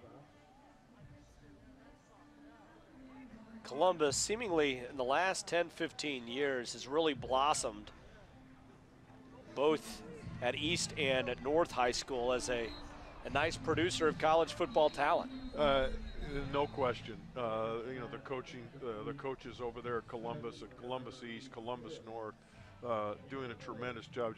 Just on that play there, great blitz pickup there by Andrew Wilson of picking the guy up off the corner. Little things that people don't notice, but the Cream team came on a blitz, picked it up, and allowed the quarterback to try and make the completion. And as I said that, there is a penalty there. I'm not sure what they called, but it's a 15-yard penalty. First down for the Crimson team. Yeah, so then new life for Crimson. He's got a chance to take the lead here. It's 10-7 Cream, 5:17 left to play here in the third. Danny Cameron at quarterback.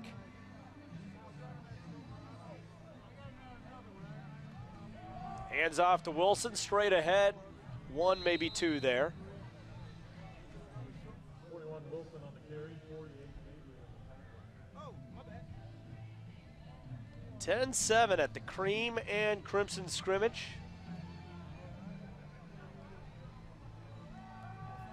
Cameron drops back to pass, and he's in trouble there, and he is going to be sacked for a loss. Nice play on the pursuit there by Robert McCray III, who was able to get penetration and make that happen there, and just too fast for Danny Cameron on that play.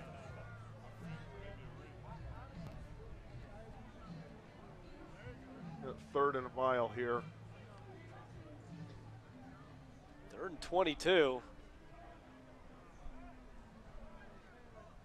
Tosses that one over the middle, trying to deliver a strike to Isaac Griffith. Overthrew him just a touch, and they're going to have to punt it away and give it back to Cream, who leads 10-7 with under 4 to play in the third quarter. And one thing that has been evident, and again, I think the liberal touch rules for the quarterback certainly has helped our defense, but when they've gotten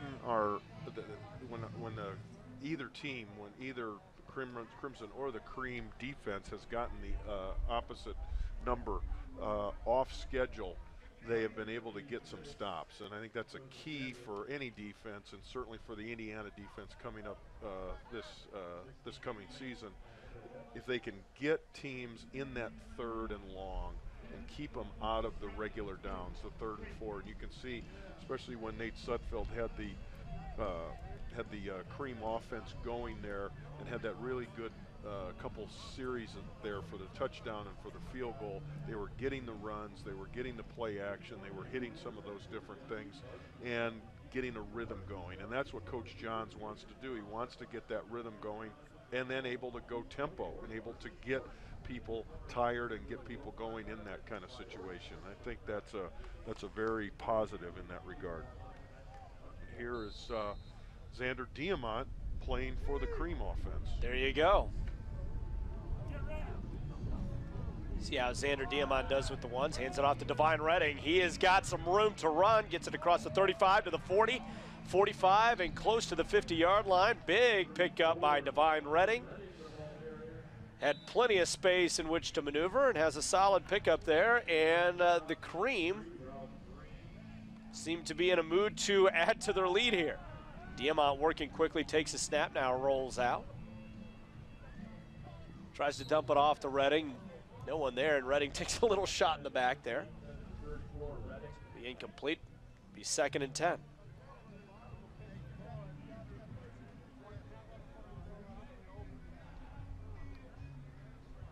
I think it's important to see this, to see Xander work with the number ones here, and I think Coach Wilson wants to see that, and not exclusively with Nate, and probably give both Danny and Xander a little bit more time. Divine with the run there that picks up about 2. Kind of the running quarters here in the second half. And again, we see that the offense is a little bit off schedule here. It's a 3rd and 8 situation, which is played into the defense's hands, and to see if the conversion can happen on this 3rd and 8 situation. Xander takes the snap, drops back to pass, guns it off to Simi Cobbs, a little short on the pass, and he takes quite the shot right there.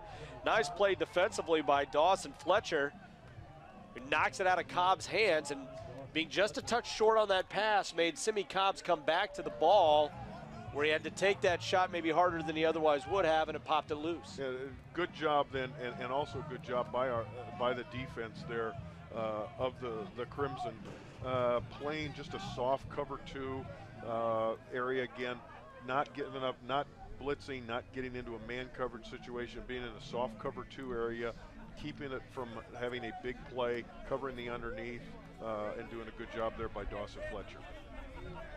Punt is off. The clock continues to run.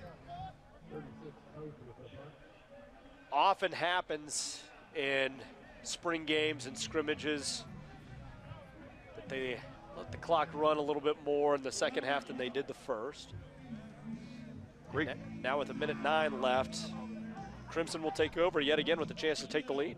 Great punt there by Eric Toth, and I know that we don't have there's no rush in here, there's no return on that, but that ball came down inside the 5-yard line and would have been killed on about the 2 or 3 yard line had they been playing a regular punt time. In fact, Coach Wilson is going to put the ball there on the 4-yard line in that case, just to. He was going to put it on the 4-yard line. Now they're moving it back up to the 25.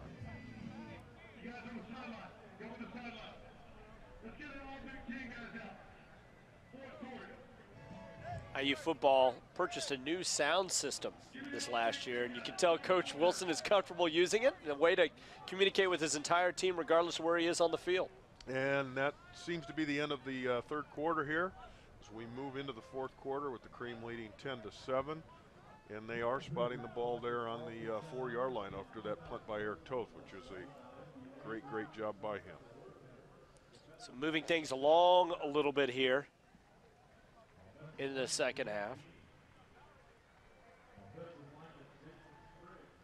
Right now they're introducing our the players that were awarded the best job done in the weight room during the off-season program in January and February.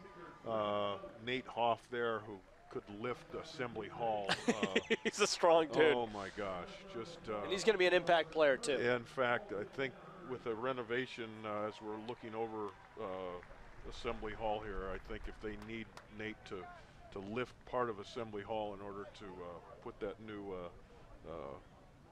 entryway in, I think he could do that. But well, and you got to talk about the job that Mark Hill and his staff do, especially when you've seen it play out in the last couple of pro days, where you see someone like Adam Raplogle and what he is able to do in comparison to high-level guys in his same position group in the combine, and you see that the Indiana guy who is competing there is first or second or third of all people in his position group who competed at the combine. I think it's a testament to what Mark Hill and his staff have done. Mark Hill and Will Peoples and Deontay Mack and Rick Dannison, those 4 guys, they are with our team more than anybody, and they work tirelessly, and they do such a great job with the team all during the off season. After next Thursday, it's them for the rest of the summer, and they do a tremendous job with the players.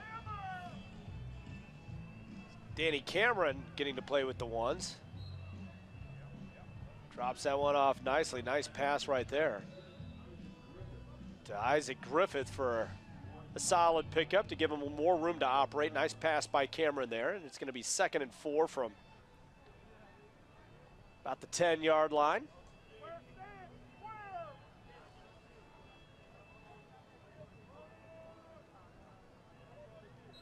Now the handoff. Looks like there's a flag down. No, it's a shoe. It's a shoe. David Watercutter's shoe there. Ryan Watercutter, excuse me, shoe there. David was his father who played here in the Coach Mallory years. We're getting older, Mark.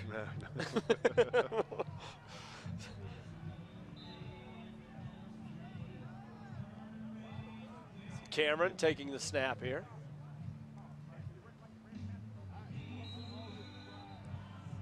And I think they got the first down, enough push in there for the first down. Always good, again, you start on your own 4-yard line to get that first down so that you can't flip the field with the field position. And a nice job by the offensive line. Indiana in a 2 tight end set, just kind of running the ball up inside. All right, so the Crimson trying to take the lead here. Gets it off to Brookins. He's got some room. is able to punch through, and he's tripped up at about the 30-yard line, tumbling forward from there. But nice explosiveness by Ricky Brookins getting through the hole. And a nice tackle by Ty Smith in the open field there. If he doesn't make that tackle, that ball is probably 6 points. Danny Cameron starting to move this Crimson offense. This time, Brookins with nowhere to go, stopped at the line of scrimmage. Second down now from the 32-yard line. 10 minutes left to play.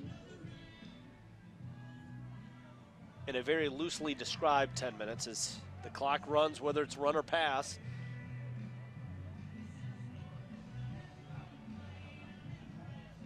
(10-7) the score, dropping back to pass, making the throw is Cameron.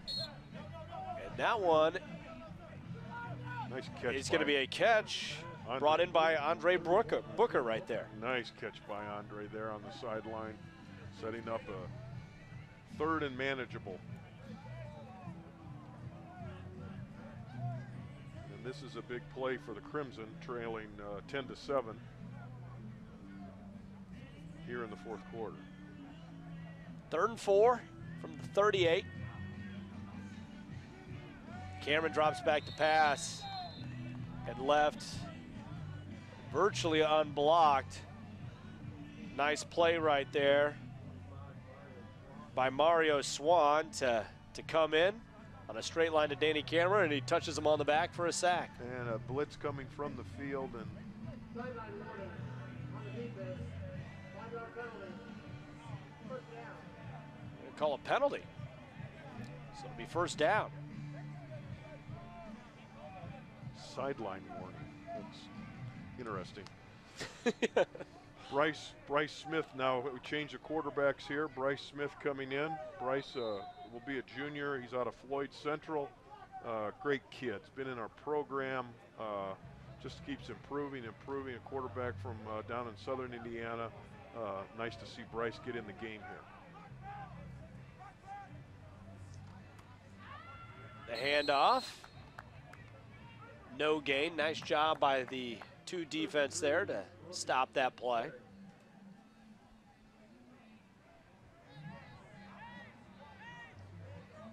And again, the mixing and matching. You've got Mitchell Page, who's played for both teams at wide receiver. He caught a touchdown pass earlier and from Nate Sudfeld, but now also playing here for the Crimson team. So just using all people to all different teams here. Nice run again by Ricky Brookins, finding a hole and snaking downfield for a first down. He's gotten a lot of work today. He's been the primary back for the Crimson team throughout the afternoon.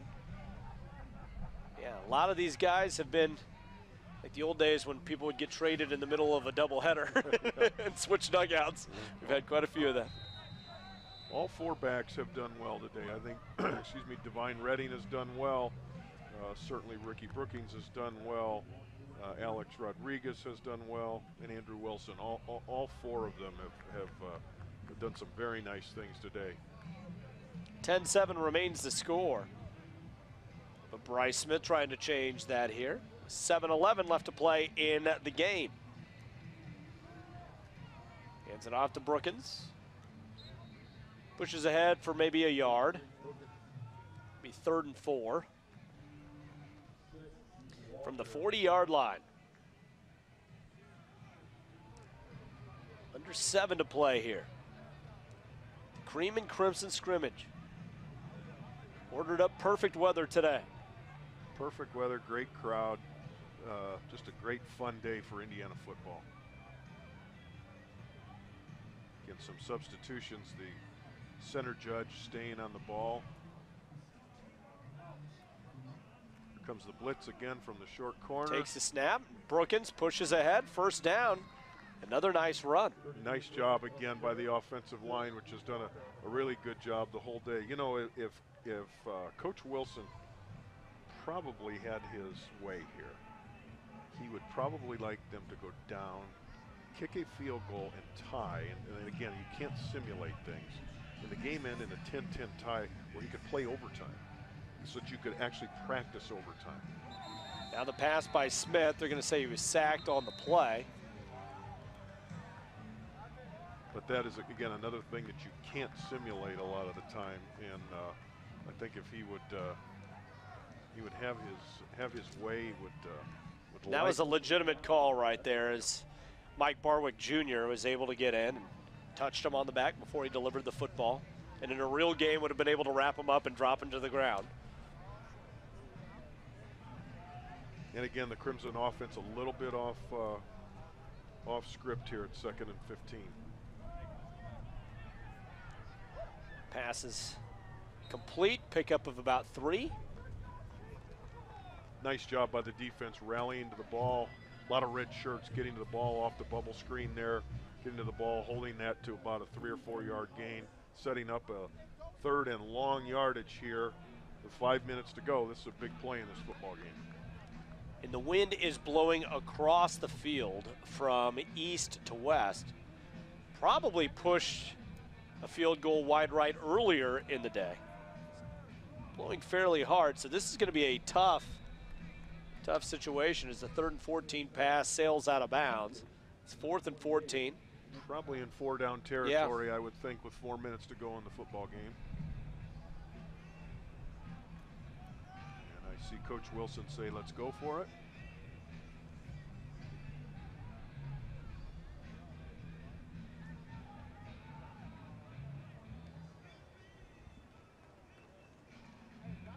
And here's the 4th and 14. So we'll see how Smith handles it. Drops back to pass. Nice penetration by the defense, and they're going to call the play dead. He's barreling in. Making the stop is the Cream defense. I believe that was Robert McCray that came in and made that sack. Really excellent job coming in from the field side. So now the Cream takes over with a chance to run the clock out in this game, Jeremy. Yeah, real chance to seal the deal here. And we'll see who is going to be running with the Cream or / number 1 offense.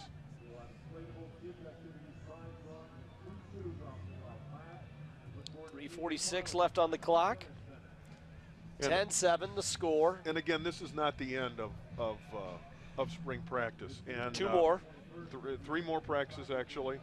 We still have 3 practices, and I think that's kind of good. I can remember, talking about the dark ages, but I can remember in the 70s us having our spring game, and then had a week of practice. And what Lee Corso did, as I recall, I believe it was my junior year, we used that week to get ready for our opening opponent that next week, and used it just like it was a game week. And I believe it was my junior year, so we opened with LSU. So we had a scout team, and we worked on LSU that entire week and used those practices to that end. So there's still a lot of learning, a lot of things that are beneficial that Was that the year Indiana ended up beating LSU? We had beaten them the year before. We lost 24-21 down in the Superdome in that first game that year.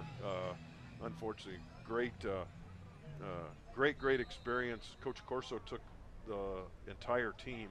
We went to the Superdome the night before we played LSU to watch the Muhammad Ali Leon Spinks heavyweight championship fight. Not bad at all. Great thing. Great thing. Xander Diamond in again with the Cream. Finds Jay-Shun Harris there. So quick first down. The clock continues to run. Closing in on 3 minutes left to play in this one. So if Crimson's going to pull this one out, they're going to have to get a turnover, you would have to think. Xander's going to keep it. He's going to scamper ahead. Getting a little chippy there. Well, and that's typical too of teams that are either ending camp or ending spring football, where it's a little bit like a couple of brothers who've been in the backseat of the car too long on a family car trip. They've been knocking into each other for weeks on end, and sometimes you get tired of hitting each other. Yeah, you get tired. And that's why it's good to have spring football, and then you have a break. and then you go back into it in August again, and by the end of August you're tired of hitting each other and want to hit somebody else. Pass to Jay-Shun Harris there, nicely done. That's Danny Cameron now in at quarterback. The play before last, again, it was a liberal use of touching Xander down. That might have gone all the way. Yes. As quick as he is around on that read option. Now Danny with a chance to run that number 1 offense. Let's see if he can get him here in the end zone. 2nd and 2. 2:10 left on the ticker. Cameron quickly swings this one out. And they might get their turnover there as it pops out of the hands of Mitchell Page. And they're going to say that Crimson will take over on the 11-yard line. It was a nicely delivered pass. Page took quite the shot, popped out of his hands, and it's going to be recovered by the Crimson, who have a minute 59 to work with to go 89 yards to potentially win this game. Or tie it up with a field goal and send it into overtime. And again, a nice pass there by Danny Cameron, and just the way the game is, we might see Danny now go right back in for the Crimson offense here. At quarterback. A lot of double agents here today. Absolutely.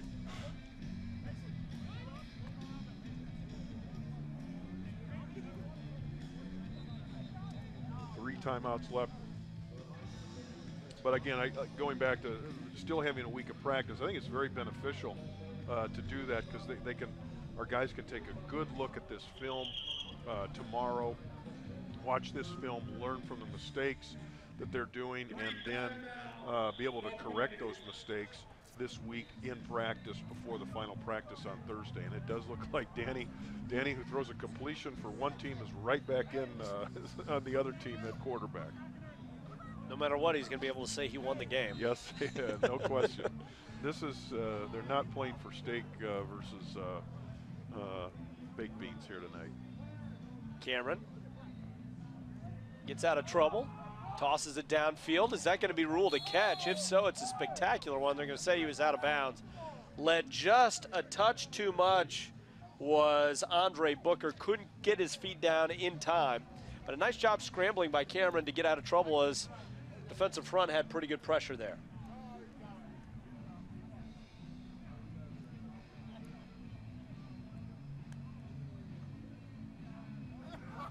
Minute 51. Cameron drops back to pass. He's able to get this one out to Booth. Makes the catch. It's going to be a first down. He got out of bounds, so the clock will stop too. Yeah, and this is, again, you can't replicate this. This is great work, great for our team, both offensively and defensively. Great for our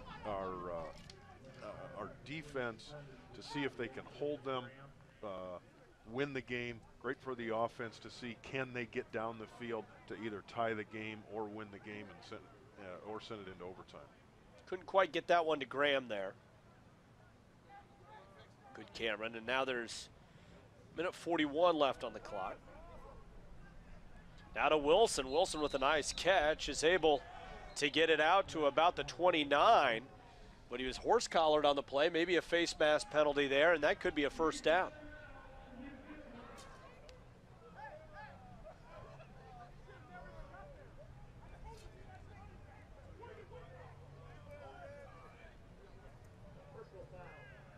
So it's going to be a personal foul on the defense. 15-yard penalty, added an even run, automatic first down. And they're getting closer to field goal range. They are. With a minute 36 to go. Personal foul, I'm not sure whether that was a horse collar or a face mask, but it was a 15-yard penalty. Could not quite see if it was. First and 10 from the 42. Cameron trying to drive the Crimson to victory. Drops back. Overcooks that pass just a little bit, overthrowing Nick Cox. Good pressure from the inside push there of the defensive line. Michael Barwick coming inside there. Barwick had a sack earlier in the game. Now Cameron Gets this one off, and it's going to be caught. Nice play right there by Page. Cameron's pass complete. Another double Number agent. 87, Mitchell Page. Mitchell's fumble has set up this this drive. So He's got 2 chances at game-winning touchdowns Yes. for yeah, both teams. And now Cameron getting his team to the 49. It's 3rd and 1. Got a handoff to Wilson. Maybe closer than it should have been. good play by Robert McCray Ball carrier, 40. coming in there. They call it a first down. Timeout. I think maybe in a real game that spot gets checked, but they're gonna call it a first down. Not only that, I think they gave him an extra yard or 2 after clearing the first down there. But And I think Xander Diamant has now come in to play quarterback here after a nice job by Danny Cameron. They're taking that Crimson offense from the own 4-yard line all the way down here to midfield. you can actually see over the course of this game, Danny Cameron get more comfortable out there. No and question. His best 2 drives have been the last 2. Very, very much so. Danny has gotten more comfortable as he's gone along, and I had said earlier in the game that Xander's a little bit ahead of him because he played 6 games and started 6 games, so he has played out there against in competition and is comfortable. Now he's going to gun this one downfield, trying to find Griffin. He tries to make the one-handed grab. Diamant's pass incomplete. Good coverage. Nice there. physical defense right there by Arthur Jones. Very good coverage by Arthur. Man-to-man coverage there. Ran with Isaac stride for stride and just made a good play on that. Not a bad pass, actually, by Xander there. Very good throw.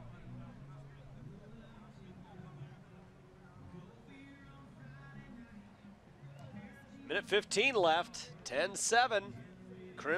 Cream leads Crimson. Crimson, though, trying to drive to at least try to tie it.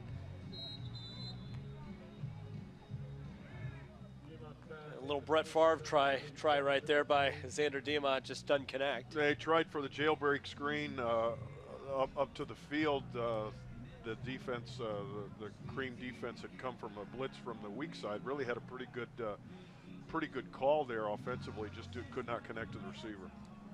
Big down here. Probably need to take 2 to get this on 3rd and 10. Now Diamant, nice pitch right there.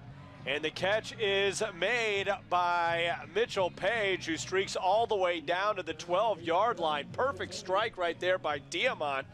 Page, just a blur getting downfield, and now they're in prime position to either take the lead or at least send it to overtime, or, dependent upon the decision of the judge, Kevin Wilson, at least end with the tie. Exactly, and a great job there by Xander against the man coverage, and a good job by Mitchell beating the defender on the slant play. Now Diamant gets it off to Page again, and Page is able to stretch out to about the 6. 87, Mitchell Page. Clock will continue to run here. A little bit of excitement at the end of the Cream and Crimson game as Crimson try to take their first lead of the game in the waning seconds. And someone on either side of the ball, or maybe both sides of the ball, made a hash of that one there as flags are flying everywhere. So we'll see. False start on the offense. 5-yard penalty. Second down. So now it'll be 2nd and 9 instead of 2nd and 4. That kind of cuts the playbook in half there, and so we'll see what Diamant and the Crimson come up with here on 2nd and 9 from the 12-yard line.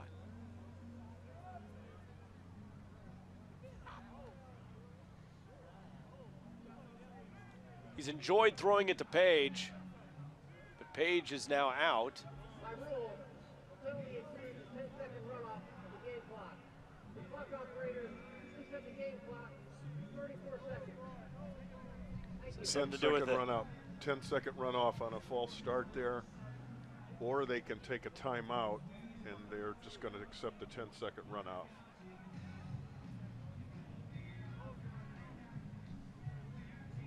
So So Griffith, Booker, Graham, the receivers out. Wilson in the backfield, and now Diamont takes a snap. He's going to roll out to the left. He's in trouble, tries to shove that one and throws it out of bounds. Probably the best possible outcome for him there, the way that he was covered defensively. And it will be 3rd and 9. Clock continues to run.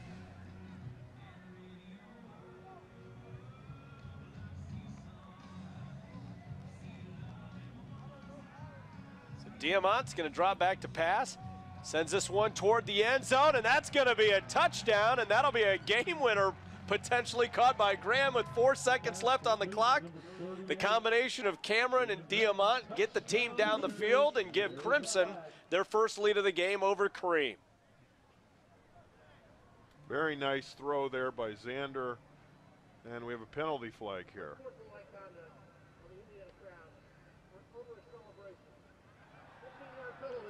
They're going to call excessive celebration. You know what, though? With 4 seconds left, it's probably worth it. Well. So sideline interference and excessive celebration. It was a nice route there, a nice post corner route there by Damon Graham.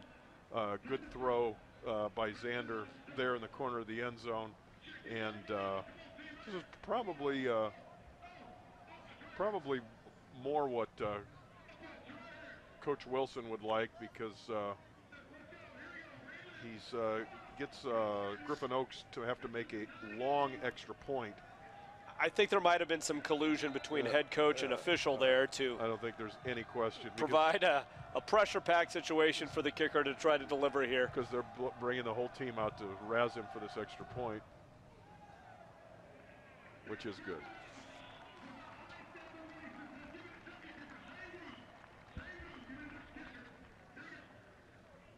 Do it again.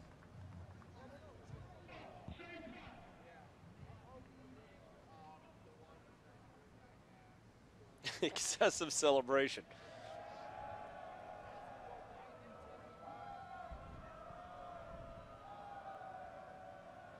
I believe, I can't see, there's so many people down there. That was Del Grosso, I think. And I believe that is the end of the game. That's the end of the game. And now the scoreboard has changed again to 10-10, so he made it a 10-10 tie. Maybe I think that was a commissioner's decision there by Coach Wilson there to end the game in a 10-10 tie. Well, depending upon how you interpret the game, it was either 10-14, Crimson the victor, or 10-10, Cream and Crimson the tie. But a fun day here at Memorial Stadium as the Cream and Crimson game concludes from Bloomington. Maybe a couple of preliminary thoughts on what you saw that you thought Indiana did well, Mark, before we sign off. I thought the offensive line played well by definitely by the way that the running game was so very good by both teams, both the Cream and the Crimson. I thought the defensive line got some push in there at different times and was able to get to the quarterback to get the offense off their schedule. And I think those were two important things. So I think the fronts of both of our Indiana's offensive line and defensive line, I think, are in pretty good hands.